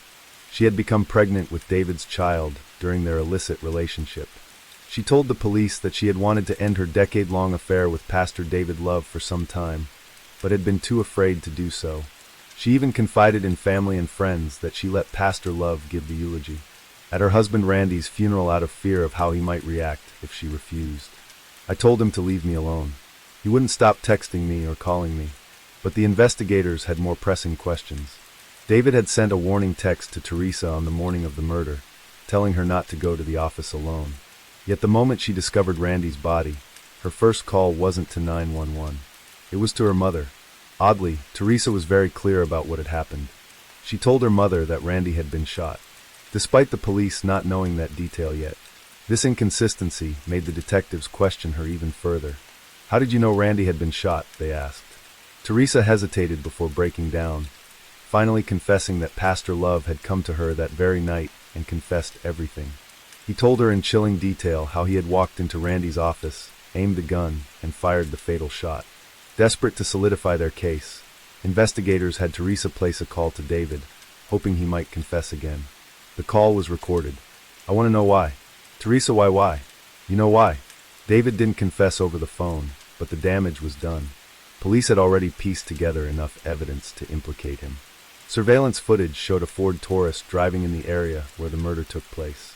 Pastor Love had been using his son's Taurus after losing his driving privileges due to a DUI. His warning text message to Teresa and the location of his cell phone near the crime scene were the final nails in the coffin. With a search warrant in hand, investigators searched David Love's home and his church. Realizing the noose was tightening around him, Pastor Love fled Missouri and moved to South Carolina. David Love was arrested there after a Jackson County grand jury indicted him on charges of first-degree murder and armed criminal action. The former pastor's arrest marked the beginning of the end for a tangled web of lies and betrayal. Only hours after being placed behind bars, David made a phone call to his wife Kim. For years, the affair between David and Teresa Stone had been an open secret, one that Kim was all too aware of. Yet, despite her suspicions, she asked him over and over on that call, "Did you do it?" David, knowing full well that the conversation was being recorded, chose to remain silent. He never admitted to anything, but his silence spoke volumes. What Kim didn't know, however, was the full scope of the twisted plan she had narrowly escaped. In the weeks after Randy Stone's murder, Teresa had confided in a pastor in West Virginia, revealing a chilling detail that shocked even the investigators. Randy wasn't the only target. Teresa had confessed that David had also planned to kill his own wife, Kim. The plot involved David breaking her neck and staging her death as a car accident, rolling her down a hill to make it look like tragic mishap. With their spouses gone, David and Teresa hoped to collect Randy's life insurance, clear David's debts, and start a new life together. Unfortunately, those plans never came to fruition. In November 2011, overwhelmed by the mountain of evidence against him, the 51-year-old pastor finally took a plea deal for second-degree murder. This allowed him to avoid a trial, and in doing so, spared Randy's grieving family the additional pain of reliving the details in court. David Love's guilty plea brought a measure of closure, though for Randy's family, the emotional wounds would never fully heal. One family member shared her thoughts. He took accountability for what he did, and at least the family didn't have to suffer through a long trial. But the case was far from over. As David sat in prison, attention turned to Teresa Stone. She was now facing charges as a co-conspirator in her husband's murder. In the spring of 2012, Teresa, under the weight of the evidence in her own conscience, finally confessed to her role in the crime. But for Randy's family, especially his mother Clara, the confession was too little too late. Teresa had been like family, and accepting her betrayal was a bitter pill to swallow. "I would have rather she'd filed for divorce, even though I don't believe in divorce, but I'd rather do that. If you're that unhappy, divorce them." She even added at the end, "He told me he would love her until the day he died, and I truly believe he did." Robert Davis, one of Randy's closest friends, said he worshipped Teresa. She was everything to him.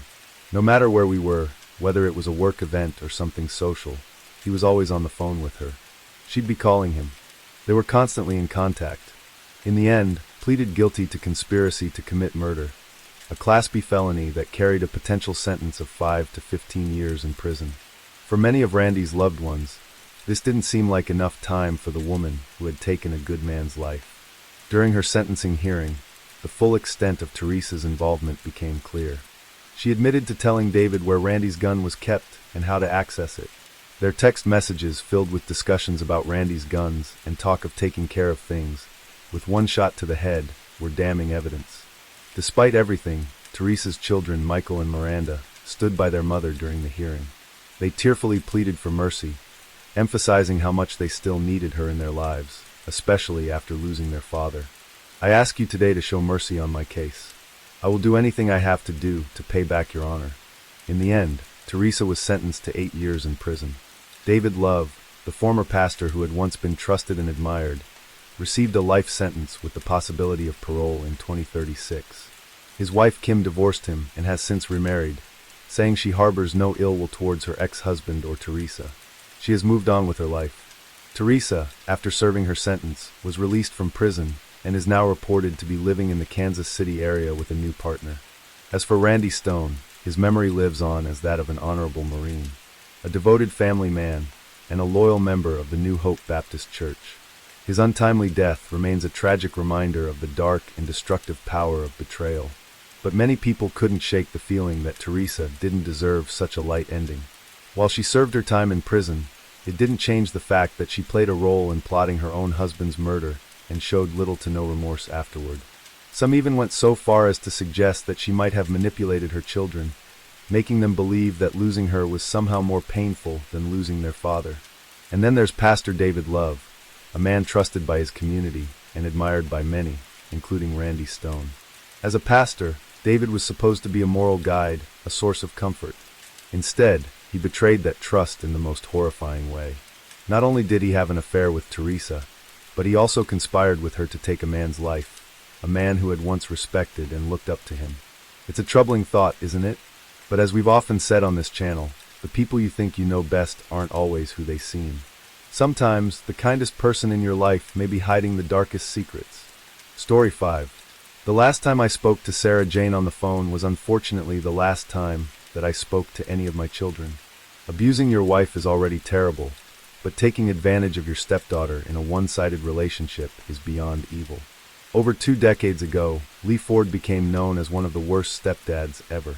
After mistreating his stepfamily for years, he tragically ended the lives of his wife and her 4 children in the most gruesome way.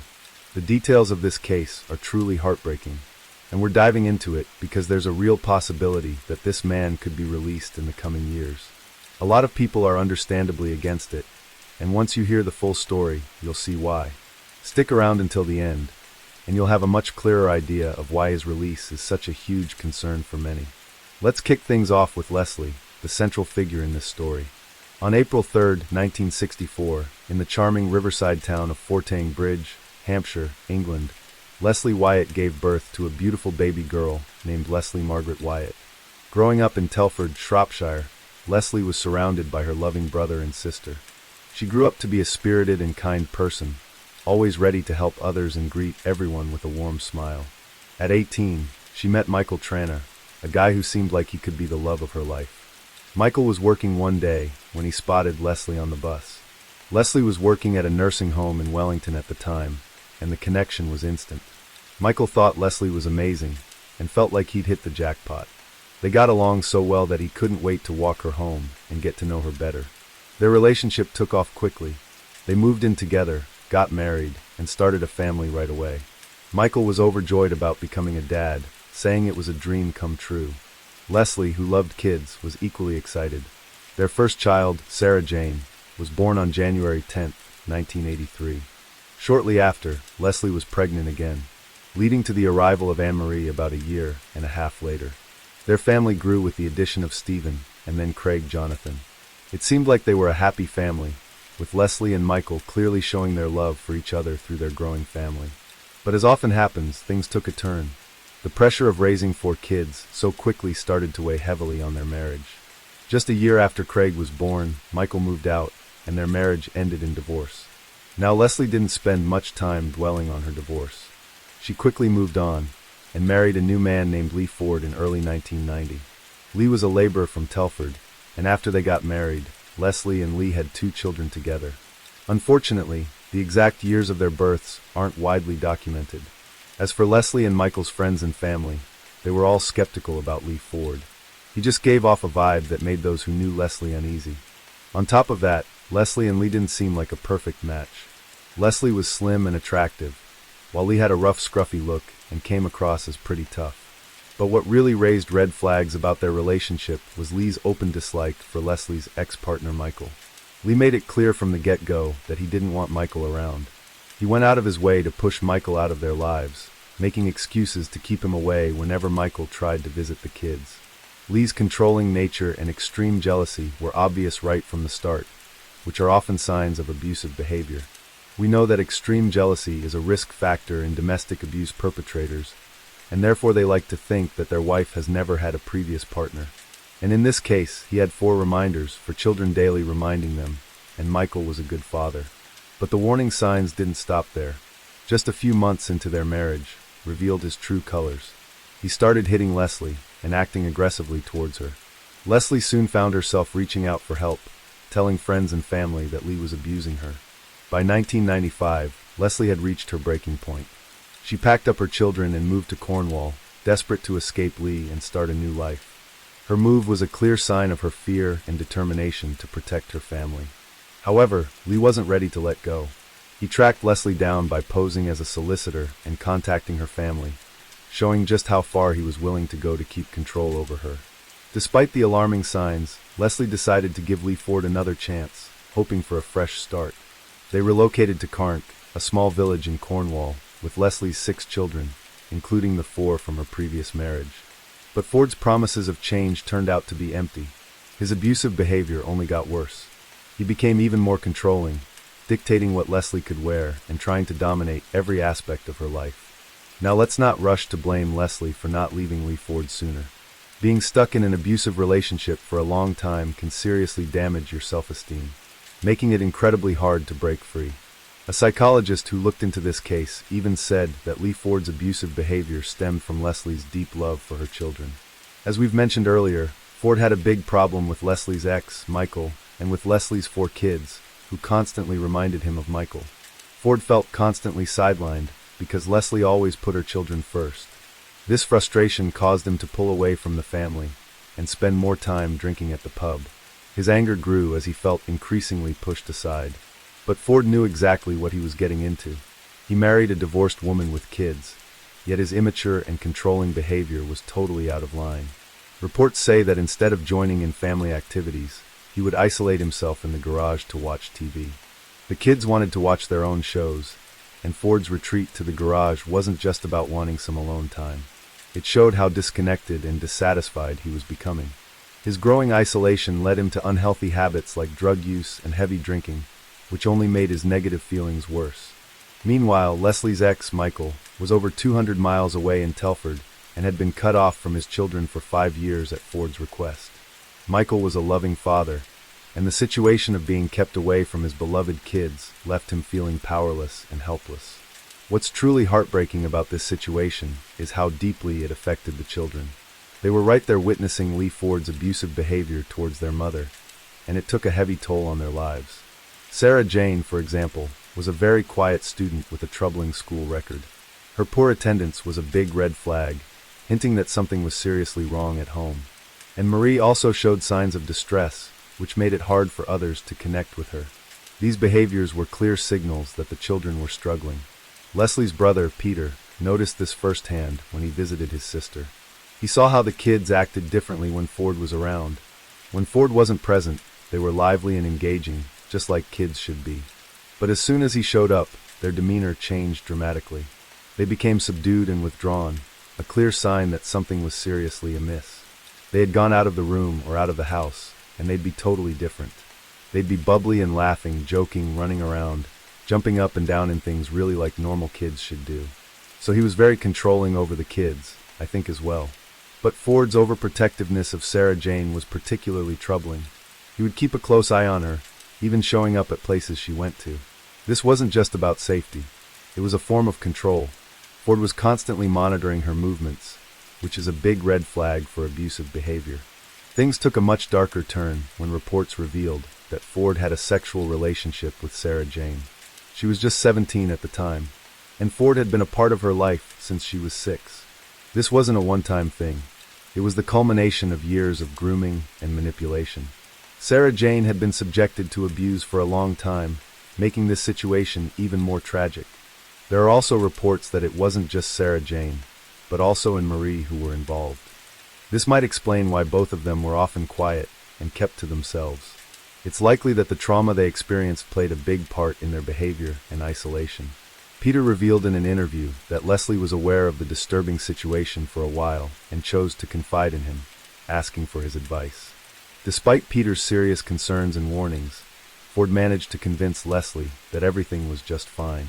Sadly, Leslie's decision to stay with Ford had devastating consequences, and the children were caught in the crossfire. Ford's behavior continued to spiral out of control. Feeling overwhelmed and desperate to change her situation, Leslie made the brave decision to leave him in August 2000. She sought legal help to get a restraining order against Ford and began the process of rebuilding her life for her kids. Meanwhile, Michael, who had been longing to reconnect with his children, took the opportunity to reach out to Sarah Jane. Unfortunately, when he called, she was busy, and that call turned out to be both the first and last time he would speak to any of his children in years. The thought of Leslie leaving him and the potential public exposure of his abuse of Sarah Jane and Marie terrified Lee Ford. This fear led to an explosive confrontation between him and Leslie.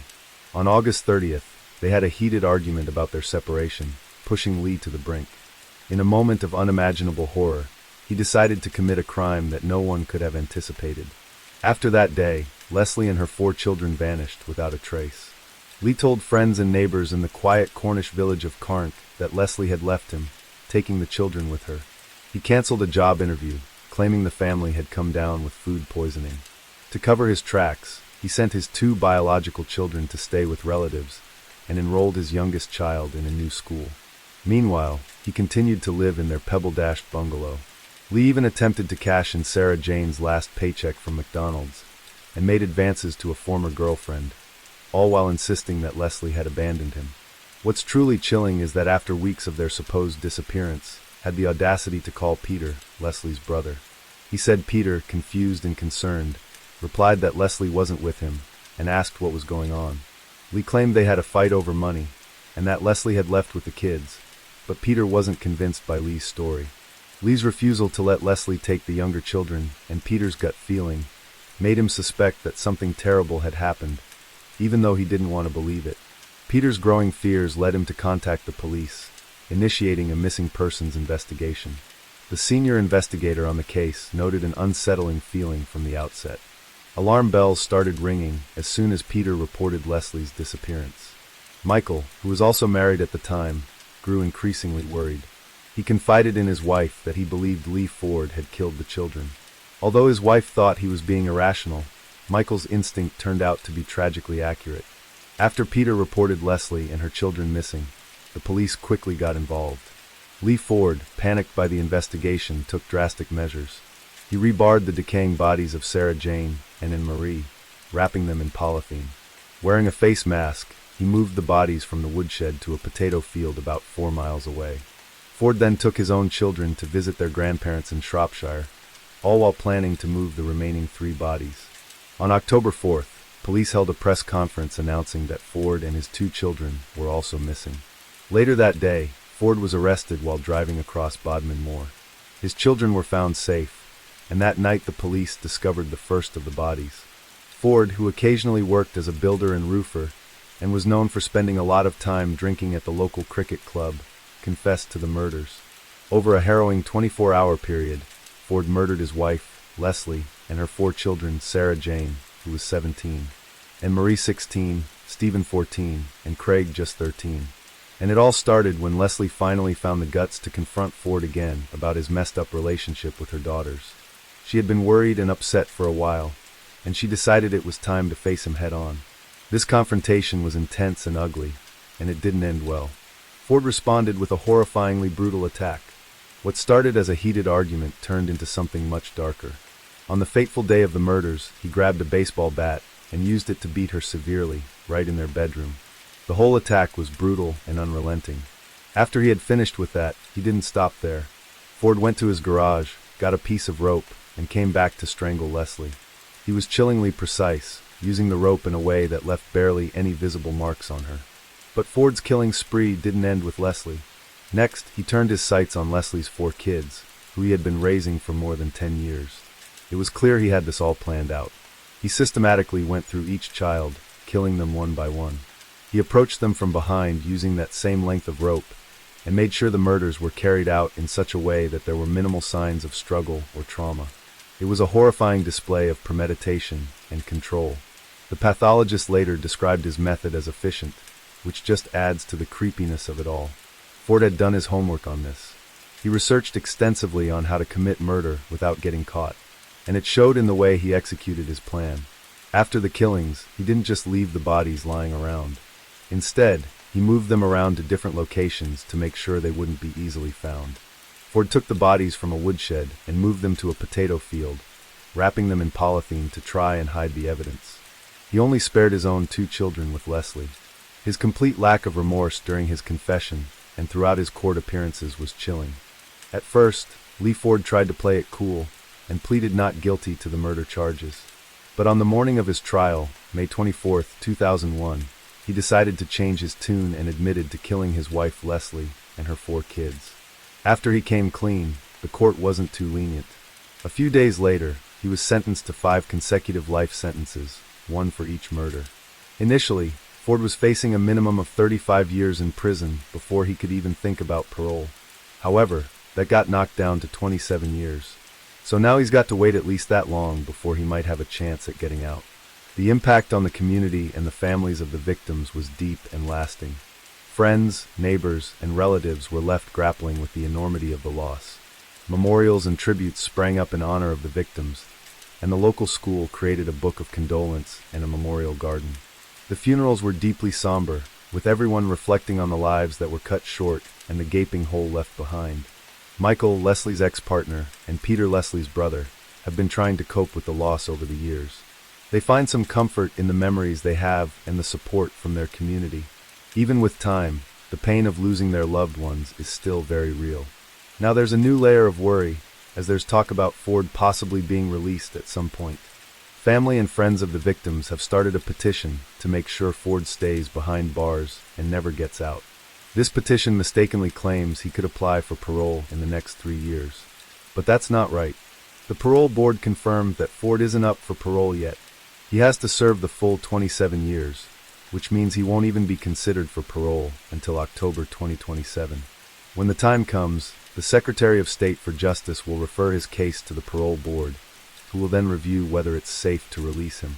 Sometimes prisoners with life sentences can be looked at by the parole board up to 2 years before their minimum term is over. The board decides if they should be moved to an open prison, as a step toward potential release. But for now, Ford's case remains firmly under review, and his early release isn't on the table. At the end of the day, Ford absolutely deserves to be locked up and face the harshest punishment for what he did. Leslie's kids had no business going through any of that. They were completely innocent. We can only hope and pray that he never gets out of there. So if you're dealing with an abusive partner or someone toxic in your life, don't hesitate to reach out for help. It's crucial to put yourself first and take steps to protect yourself. Story 6. Before Robert Fisher wound up one of the FBI's 10 most wanted, he was a dad to Brittany and Bobby, a husband to Mary. Mary was sweet. He would probably say she was a little difficult. In April 2001 in Scottsdale, Arizona, the Fisher family's home exploded in a devastating fire. Inside, the bodies of Mary and her 2 kids were found, murdered before the fire even started. The prime suspect, Robert William Fisher, vanished without a trace. This is the story of the Fisher family murders. Robert William Fisher was born on April 13, 1961, in Brooklyn, New York City, as the middle child of William and Jan Fisher. In 1976, his parents divorced, which left Robert and his 2 sisters to move with their father to Arizona. They all went to Saguaro High School in Tucson, but the family split had a lasting impact on Robert. Friends from his high school days remember him as being quite bitter about the divorce. In fact, he later talked frequently about it with his co-workers and revealed how much he felt his mother's departure had changed his life. Fisher joined the United States Navy and tried to become a SEAL, but he didn't make the cut. He loved the outdoors, and he particularly enjoyed hunting and fishing. After a stint as a firefighter in California, which ended due to a back injury, he moved his family to Arizona. There, he started working in the medical field and took on roles as a surgical catheter technician and respiratory therapist. In the late 1980s, he also worked briefly as a weed sprayer. One of his former employers described him as a quiet man who struggled with back pain, but was reliable on the job. In 1987, Robert Fisher met and married Mary Cooper, and they seemed to have a solid relationship. They moved to Scottsdale, Arizona, where they built a life together with their 2 children and a black lab, living in the 2200 block of 74th Place. From the outside, they appeared to be a normal church-going family, as they were actively involved in their Baptist church. But as time went on, cracks began to show in their marriage. The difficulty was he had had a difficulty with his parents and the divorce that they had gone through, and so he had told me he'd never go through that again. In one particularly harsh incident, Fisher turned a garden hose on Mary after he felt she had spoken out of turn. He was also embarrassed that his son Bobby didn't share his passion for hunting and fishing. One time, he tried to teach Bobby and his daughter Brittany how to swim by throwing them off a boat. According to his hunting partner, Sandy Gillespie, the children were crying and Brittany was screaming. Pulled them back into the boat and said, "Now there, how's that?" Fisher's controlling nature extended to the home, where he wouldn't allow the walls to be painted any color other than white, and only a few pictures were permitted on the walls. Mary's friend, Kimberly Sue Davidson, told police that Mary's mother had made special items like quilts several times, but Mary wasn't allowed to hang them up. Instead, she had to store them in the closet, with Robert constantly nagging her to get rid of them. Despite this, Fisher tried to maintain the image of a devoted family man. Mary took a job which she described to friends as a security fund, while Robert worked at the Mayo Clinic Scottsdale campus as a respiratory therapist and catheter technician. Though he was considered a good worker, his colleagues noticed that he often talked about his marital problems. He often mentioned how his parents' divorce had affected him, once saying that his life would have been much better if his mother, Jan, hadn't left his father. These issues even came up during his hunting and fishing trips, where he would discuss his struggles with his friends. In time, Fisher displayed even more disturbing behavior. There was a time where they had gotten an elk and were preparing it, and he randomly decided to smear the blood on his face, as well as do other strange things. On another occasion, during a camping trip, he sneaked up behind some unsuspecting campers he didn't even know and fired his gun into the air multiple times just to scare them. Witnesses reported that he was smiling and laughing as he did this. More issues began to surface in his marriage, which caught the attention of their circle of friends. It was said that he showed more affection to his black Labrador retriever than to his family. In some home videos, his interactions with his family come across as very cold and odd. Robert William Fisher's first run-in with the law occurred in 1997, when he had a dispute over a stray football that apparently belonged to a neighbor. He claimed the dog kept coming onto his property and trying to attack the dog, and eventually he shot the pit bull when it came onto his property. Of course, the police were called, and they believed that Robert had tried to get the dog onto his property on purpose as he hated it. Robert claimed otherwise, and will probably never know the full truth. Meanwhile, the clash between Robert and Mary got out of control. They even sought counseling from their pastor at church, but nothing seemed to help. Robert was extremely controlling. At that point, he wouldn't allow anything to be put up on the walls unless it was something he wanted. For example, Mary once received a tapestry from a relative, but Robert wouldn't let her hang it up. He constantly nagged her about various things. Ironically, neighbors living nearby at the time mentioned that during their frequent yelling matches, they could always hear Mary screaming, but they never actually heard Robert yelling. This might have been because Robert was trying to pretend like a gentle, loving family man, even though he wasn't. He had confided in his co-workers that the marriage was falling apart, but he also said divorce is not an option. Mary, on the other hand, had told friends that she was planning to divorce Robert in the coming weeks. On the night of April 9, 2001, neighbors reported hearing another massive fight coming from the Fisher household at around 10:30 in the evening, and in a sudden moment, everything caught fire.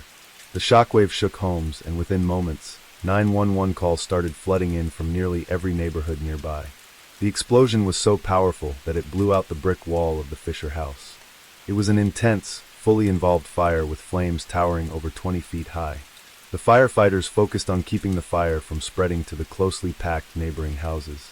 As they tried to put out the fire, they had no idea what they were dealing with or whether anyone was trapped inside. Once they finally got the fire under control and extinguished, they started to investigate. It was then that they noticed one of the Fisher family vehicles, Mary's 4Runner, was missing. There was a brief hope that the family had left before the explosion, unaware of the tragedy, but that hope quickly faded. The explosion had been so powerful that it had even damaged Robert's truck, which had been parked right in front of the house. As investigators began sifting through the rubble, they brought in the forensics team to piece what had actually happened. Unfortunately, it didn't take long for them to make a discovery: the remains of 3 bodies. At first, it was assumed that they had died in the fire, but a closer examination revealed something far more disturbing. The forensics team uncovered evidence that pointed to foul play. They found a hose leading into the furnace that had been pulled out on purpose, and nearby, a candle had been set on the floor next to accelerants like gasoline. It became clear that this was a staged scene. Someone had planned this to either cover up evidence or buy themselves more time. At this point, the investigators were uncertain about many details, but what they learned from the medical examiner was even more horrifying. The bodies discovered were those of Robert Fisher's family, his wife Mary Cooper, and his 2 children. Brittany Fisher, as well as Robert Bobby William Fisher Jr. The examination revealed that they had been murdered before the fire started. One item that survived the fire was Robert Fisher's gun safe, which had several weapons in it. However, his handgun was missing. Along with the weapons, the safe also held some movies and some other personal items. On the evening of the murders, Fisher was captured on the surveillance tape at an ATM machine around 10:40 p.m. He withdrew the daily maximum of $280. In the footage, he was seen wearing an Oakland Raiders cap, and you can see Mary's white 4Runner in the background. Most authorities and investigators involved in the case believe this transaction took place after the crime.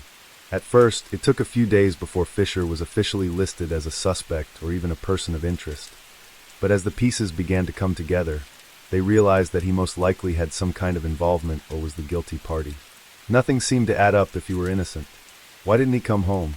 If he had just been out blowing off steam, and something like this happened to his family by chance, it would be an unimaginable coincidence. There was also the fact that all of his clothes had been removed from the house. Why would he take all of his clothes and withdraw that money unless he was planning to flee? Eventually, Robert William Fisher was charged with 3 counts of felony murder, 1 count of felony arson, and unlawful flight to avoid prosecution. Pictures and posters of him were distributed widely. Fisher was a white male, roughly 6 feet tall. At the time of his disappearance, he weighed about 180 pounds, though his current weight is unknown if he is still alive. He has a surgical scar on his lower back and a gold upper bicuspid tooth, which he could have had removed. After finding Mary Fisher's car in Tonto National Forest, the police faced challenging weather conditions as foul weather and snow moved into the area. This forced the suspension of the search, which only covered about a mile around the vehicle's location. Footsteps were found leading toward the Fort Apache Indian Reservation, but that area was never thoroughly searched. This has led many, including those who have followed or investigated the case, to speculate that Robert Fisher may have reached the reservation and either got help or found a ride which led him to escape. The failure to locate Fisher in the immediate area around the vehicle was a huge disappointment to the police. They followed a set of footprints leading onto the reservation, but found no sign of Fisher. A couple reported seeing a man resembling Fisher walking along the nearby Young Road several days before the car was found, but they didn't report the sighting until after the vehicle was discovered. Lori Greenback, an acquaintance of the Fisher family, mentioned that her husband had gone camping with Fisher in the area, where the truck was found shortly before April 10th. She believed Fisher was familiar with the region and might have been scouting it out. The police had hoped that finding the car would quickly lead to his arrest. But as more time passed without any sign of him, the case grew colder. With the lack of new leads, the FBI eventually became involved, and in June 2001, Robert William Fisher was added to the FBI's 10 Most Wanted list as the 475th person ever to be placed on it. The police believed that the increased publicity from being on the list, along with the coverage on shows like America's Most Wanted and The Hunt with John Walsh, would lead to his capture. By April 2003, the FBI had received hundreds and hundreds of leads. However, all reported sightings of Fisher have either been inconclusive or proven false. He's a survivalist, that he's out there living in the woods. To do that as an individual is usually a death card. Professional survival instructor Cody Lundeen is as flunked as he is barefoot. You've come here to talk to me about is it possible for this guy to live off the land for 20 years? And my short answer is hell no. For starters, investigators say there hasn't been any sign of someone living in the woods. In 2009, a bizarre incident in Guatemala fueled speculation that Robert William Fisher might still be alive. A couple of tourists were taking photographs when a Caucasian male who was aggressive and visibly upset approached them. He demanded that they delete any pictures in which he might have appeared in the background. His behavior was so erratic and forceful that it drew the attention of the local police. The man's reaction seemed highly unusual, and his demeanor and actions matched some of Fisher's known tendencies. The second and perhaps most well-known potential sighting of Fisher occurred in 2004 in White Rock, which is a suburb of Vancouver, Canada. The Royal Canadian Mounted Police arrested a man who they suspected was Fisher. The man had a missing tooth in the same spot where Fisher had a gold bicuspid, as well as a similar surgical scar on his back. Additionally, his age, height, and weight were almost identical to Fisher's at the time. Having found all these similarities, the RCMP contacted American authorities, who then conducted a fingerprint analysis. I received a phone call from the Canadian police, who put me in touch with the person who ultimately became my client. He was in police custody. Contrary to what they believed, the results definitively proved that the man was not Robert William Fisher. But even after the fingerprints cleared him, some of Fisher's former neighbors and people who knew him well were convinced that this man was indeed Fisher. His mother had to come forward with his birth certificate, family photographs, and other personal documents to definitively prove his identity and eliminate him as a suspect. Despite this, some newspapers reported that Fisher had been captured in Canada, which added unnecessary stress to the situation. Before Troy James Knapp, the notorious Utah cabin burglar, was identified and captured, many people speculated that he might be Robert William Fisher. Knapp, who is known for living off the grid and ransacking remote cabins, fit the image of someone like Fisher, who is believed to be capable of surviving in the wilderness. But this theory was also debunked when Knapp was conclusively identified as a different individual. In 2012, the FBI alerted local law enforcement that Fisher might have been living near where Mary's car was found. Then in October 2014, police raided a house in Commerce City, Colorado, after receiving a tip that Fisher was hiding there. Although they arrested 2 people, they found no sign of him. Another lead emerged in Commerce City, Colorado, in October 2014. The tip seemed promising enough for the police to launch an operation, but unfortunately, it did not lead to Fisher. However, the investigation did result in the arrest of 2 other criminals that the police had been searching for. To this day, Robert William Fisher remains at large, and no confirmed sightings of him have surfaced, but there are a lot of theories about his whereabouts. Some believe he may have taken his own life in the Tonto National Forest where his wife's car was found, possibly in one of the many caves in the area. However, investigators and profilers generally discount this theory, arguing that Fisher's personality, which was marked by arrogance and a strong sense of self-preservation, would make suicide an unlikely outcome. On the 15th anniversary of the murders in April 2016, FBI officials and Scottsdale police held a news conference where they displayed age-enhanced photos of Fisher, hoping to reignite public interest in the case. On November 3, 2021, Fisher was removed from the FBI's 10 most wanted list. He was replaced by Julian Udoni Arcagacaris, the alleged leader of MS-13 in Honduras, and the 526th addition to the list. The FBI explained that despite the nearly 20 years of extensive publicity, Fisher's case had not resulted in his location or capture, meaning it no longer met the criteria for their list. But Fisher still remains a wanted fugitive. A lot of people think that he most likely survived and potentially started a new life under a fake identity. If this is the case, it is possible that Fisher died after years as a fugitive without his remains being identified. Another theory suggests that he might have used his survival skills to continue living in the wilderness near Payson, Arizona, where his wife's car was discovered. But the police and survival experts are skeptical of this due to the difficulty of finding food and shelter in that environment and the lack of evidence of anyone living in those woods. He could be living in a small town where he gets paid cash and works as a handyman, said Detective John Heinzelman, or he could be in a big city and blend in. He gets paid cash, or he could be living in a big town. You get lost in the shuffle. Some suggest that Fisher might have crossed the southern border of the United States. His disappearance occurred before the September 11th attacks when border security was less stringent, which makes this a possible scenario. Police have speculated that Fisher may have started a new family, and they are concerned that he might eventually decide to leave and murder that family as well, as one of their main reasons for continuing the search. Despite ongoing efforts, some law enforcement officials have concluded that they may never discover what happened to him. Maybe this is the best we have, knowing that he did it and never finding him again, said Detective Heinzelman. FBI agent Bob Caldwell described Fisher's personality as arrogant. He's cocky, he's a know-it-all, and a loner. Fisher is known to chew tobacco, especially the Copenhagen brand. His appearance has been described as average, but he sometimes walks in an odd, erect manner with his chest out, likely due to a back injury he sustained while working as a firefighter. Fisher is an avid hunter and fisherman, and is considered armed and extremely dangerous. Possible ties to Florida and New Mexico. Story 6 on December 18, 2013. Young woman named Brianna Warland was abruptly awakened by an unexpected phone call at 1:45 in the morning. She picked up the phone to find her best friend Heather, on the other end, sobbing. Heather shared a recent conversation she had with Sydney, her ex-lover. Sydney had called her, revealing that he had split from his wife, expressing regret over their own breakup, and asking Heather to start over again. Brianna, curious, asked why Heather even answered his call. It turned out that the number was unknown, prompting Heather to pick up. After listening and slightly calming her friend down, Brianna insisted that Heather had only recently overcome the difficulties of their breakup and shouldn't get involved with Sydney again. She persuaded Heather to go back to sleep and rest, and they said their goodbyes. The picturesque Horry County in South Carolina is often considered an ideal place to live. This region is famous for its beautiful beaches, among which Myrtle Beach stands out for its beauty and popularity. Besides the beaches, one can enjoy dense forests, expansive rivers, and numerous friendly towns.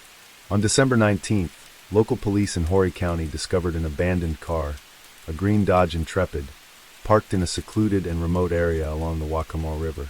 The area, known as Peachtree Landing, was about 8 miles from Myrtle Beach. This spot was used as a dock for small boats, and was at the end of a long, lesser-known road seldom traveled by cars. The police checked the car's registration in their system, and found it was registered to Terry Elvis. Officers were dispatched to his residence. When they knocked on his door and informed him about the found car, Terry was at home watching TV on his living room sofa. It turned out that the car belonged to his daughter Heather. Terry tried to contact Heather by phone, but she was unreachable. He agreed to accompany the police to Peachtree Landing to investigate further.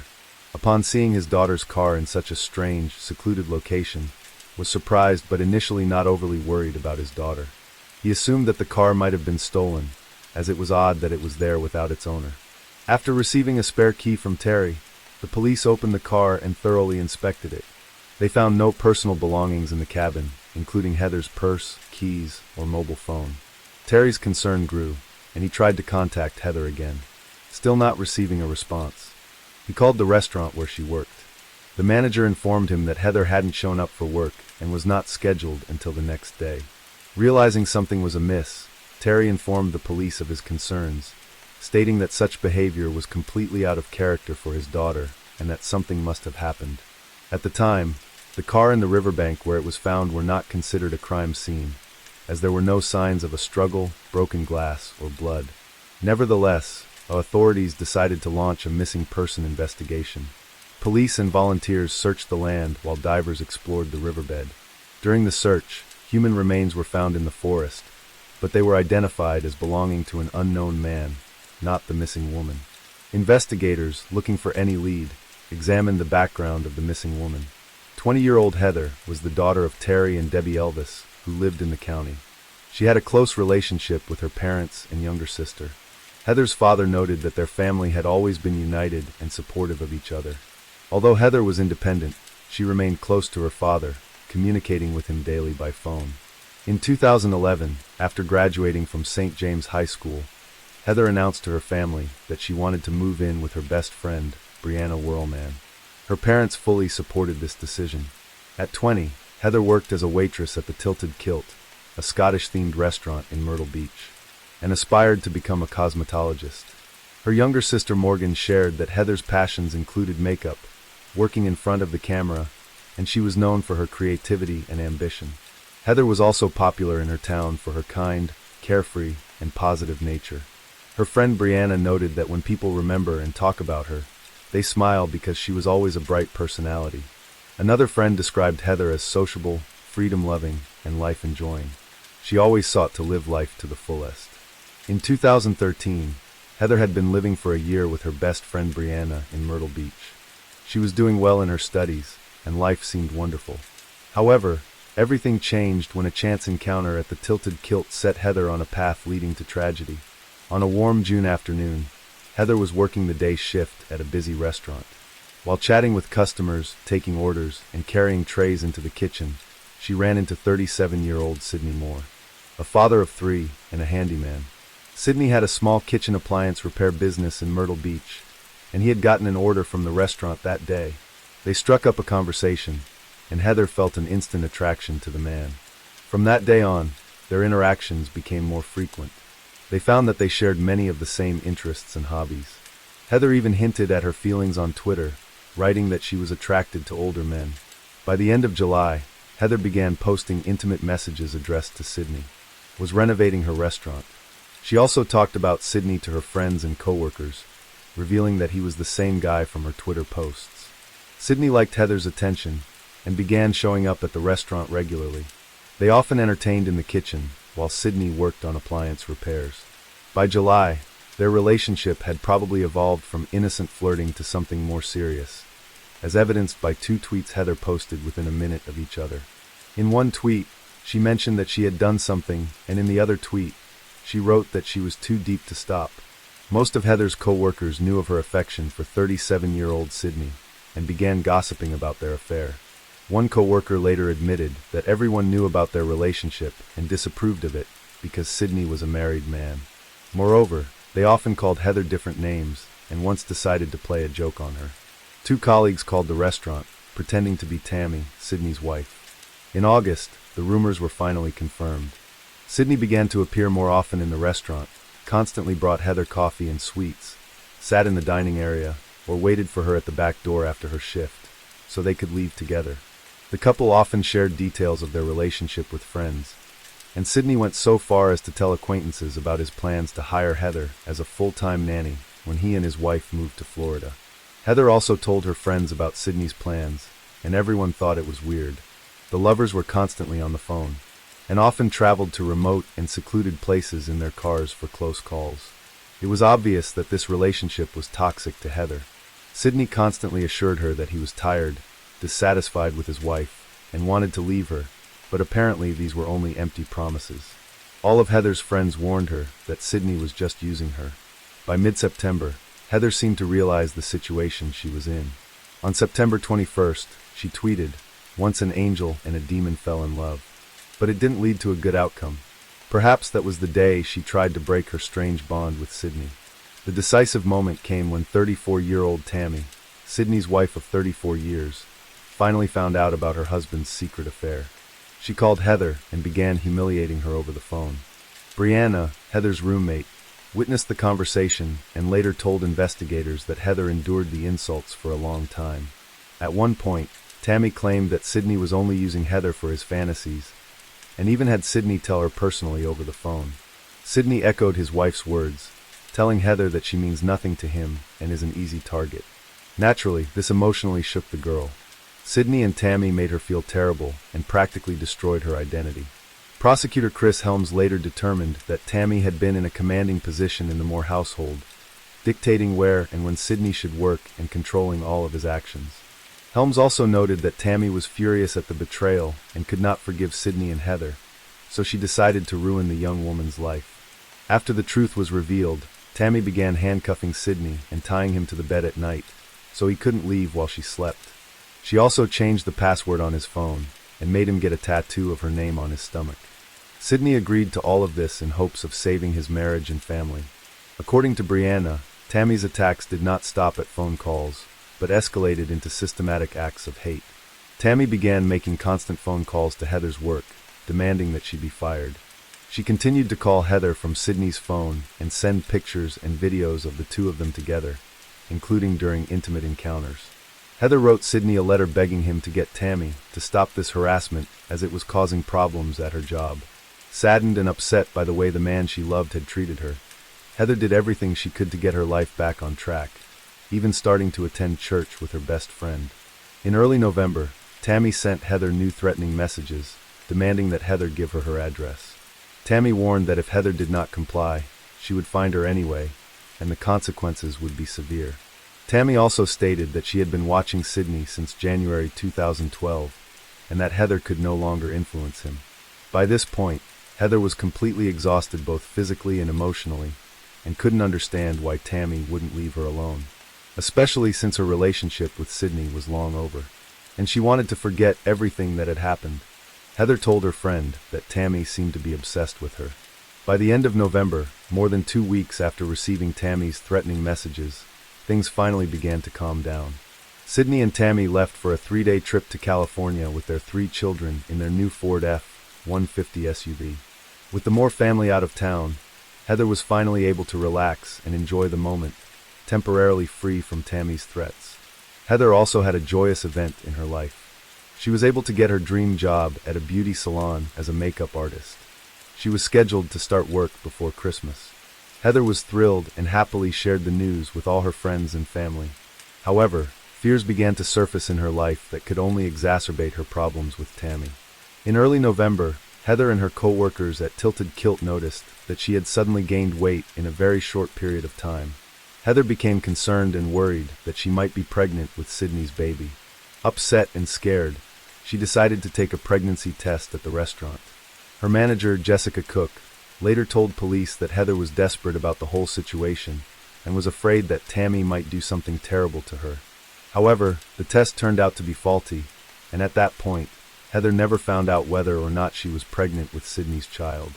Heather's best friend also mentioned that when she took a pregnancy test at work in early November, Heather had not been intimate with anyone other than Sydney. Despite worrying about a possible pregnancy in the winter of 2013, Heather was always optimistic.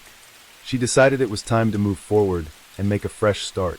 She hoped for a new, happier, and healthier relationship and agreed to go on a first date with Steve Gerald, a man she had known briefly but was genuinely attracted to.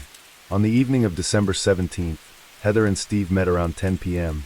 and decided to drive around Myrtle Beach to admire the Christmas lights. A little later, they decided to stop at a nearby parking lot where Steve taught Heather how to drive his manual transmission car.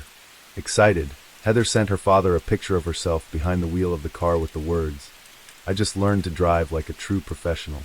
Steve later said they arranged a second date, and he dropped Heather off at her Carolina Forest apartment around 1:15 a.m. Detectives had a hard time finding specific clues or leads, so they decided to put together a timeline of events that occurred before Heather's disappearance on December 17th and 18th. The prime suspect was Steve Gerald, with whom Heather had spent the evening before her disappearance. However, after questioning, no evidence of his involvement was found, and suspicions against him were dropped. Heather's family and friends were surprised that while they were doing their best to find the girl, reaching out to the public and offering a reward for information about her whereabouts, Tammy Moorer at the same time became active on social media, continuing to insult Heather. This sparked outrage and drew the attention of investigators leading the investigation. On December 20th, after Brianna and her colleagues at the restaurant told police about the affair between Sydney and Heather, detectives called Sydney in for questioning. Throughout the interrogation, Sydney was evasive and reserved, claiming that he was not near Peachtree Landing on the night of December 17th, 18. He also claimed that he had no contact with Heather and was on a trip with his wife Tammy at the time. Detectives believed he was lying, but they needed proof. That's when investigators turned their attention to Heather's call history and phone records, and they were finally able to find the first clues. By reconstructing Heather's movements on the day of her disappearance, they tried to determine Sydney's connection to these events. According to Brianna, on December 18th, Heather received a call from an unknown number, a call that lasted only 5 minutes. After that, Heather repeatedly tried to call the number back. Starting at 1:35 a.m., she attempted to dial the number a total of 9 times, indicating her insistence on talking to someone she knew. Police were able to pinpoint the exact location where the call was made from. It was a payphone near a gas station in Myrtle Beach. Surveillance footage confirmed that an unknown male was entering the phone booth at the time Heather received the call. All of this evidence was presented to Sydney, who initially denied making the call, but later admitted that he called Heather to ask her to leave him alone. Tammy Moorer was also called in for questioning, where she spoke about her marriage and the situation, but denied any involvement in Heather's disappearance. She also stated that Heather had led an inappropriate lifestyle and called her behavior abnormal. Tammy argued that the problem was not just infidelity, but Heather's behavior in general. Based on these suspicions, detectives decided to check all the security cameras in the neighborhood and quickly uncovered evidence. Shortly before Heather's call, Sydney was captured on video buying a pregnancy test at a local supermarket. When asked who the test was for, the man said it was for his wife. Even more compelling evidence, discovered later, was footage from cameras installed along an isolated stretch of road, leading to Peachtree Landing. These tapes showed a Ford F-150, very similar to Sydney's vehicle, driving toward the location where Heather's car was found at 3:36 a.m., and then leaving the area about 10 minutes later. Experts later confirmed that the SUV captured on the footage was indeed Sydney's. He was the last person Heather spoke to, and according to investigators, the last person to see her at Peachtree Landing. Using Heather's phone records, investigators were able to reconstruct the timeline of her recent movements. At 2:30 a.m., Heather's phone attempted to call the payphone number Sydney was using, but there was no answer. She then headed to Longbeard's Bar and Grill in Carolina Forest, not far from her apartment. She stayed there for about 15 minutes, and then headed toward Augusta Plantation Drive. She then returned to Longbeard's, stayed there for another 15 minutes. Heather tried calling Sydney again, but got no answer, and then went to her apartment where she stayed for 5 minutes. At 3:25 a.m., Sydney's phone received another call, which he answered, and they talked for 4 minutes. At 3:37 a.m., Heather's phone was at Peachtree Landing, from where she made 3 attempts to call Sydney, but all went unanswered. The last attempt to call Sydney was made at 3:41, and by 3:42 the phone was disconnected. Security footage of Sydney's vehicle became incriminating evidence. However, even more compromising evidence was discovered in a search of the Moorers' home conducted after investigators obtained a warrant. Suspiciously, the Moorers got rid of their home video surveillance system on December 20th and installed a new one the next day. Although investigators were unable to access footage from the previous system, they seized recordings from the new one. The footage shows Sydney and Tammy Moorer thoroughly wiping down the interior of their car and then burning the rags they used to clean it, all on the day the new surveillance system was installed. In 2014, months after Heather Elvis disappeared, police achieved a breakthrough in the case. On February 21st of that year, it was announced that Sydney and Tammy Moorer had been arrested on charges of kidnapping Heather. They were later charged with murder as well, even though Heather's body was never found. However, while in jail, the Moorers refused to give any testimony. The police continued to search for Heather's body because without it, they did not have enough evidence to bring the felony charges to trial. Eventually, the murder charges were dropped, but the kidnapping charge remained. Heather's mother, Debbie, was disappointed that the charges were dropped, but felt relieved that she would not have to attend the trial and hear the details of what may have happened to her daughter. Heather's family hoped it would encourage potential witnesses to testify. Ultimately, Sydney Moore's 5 months in custody were not the end of it. In 2017, he was found guilty of obstructing justice and sentenced to 10 years in prison.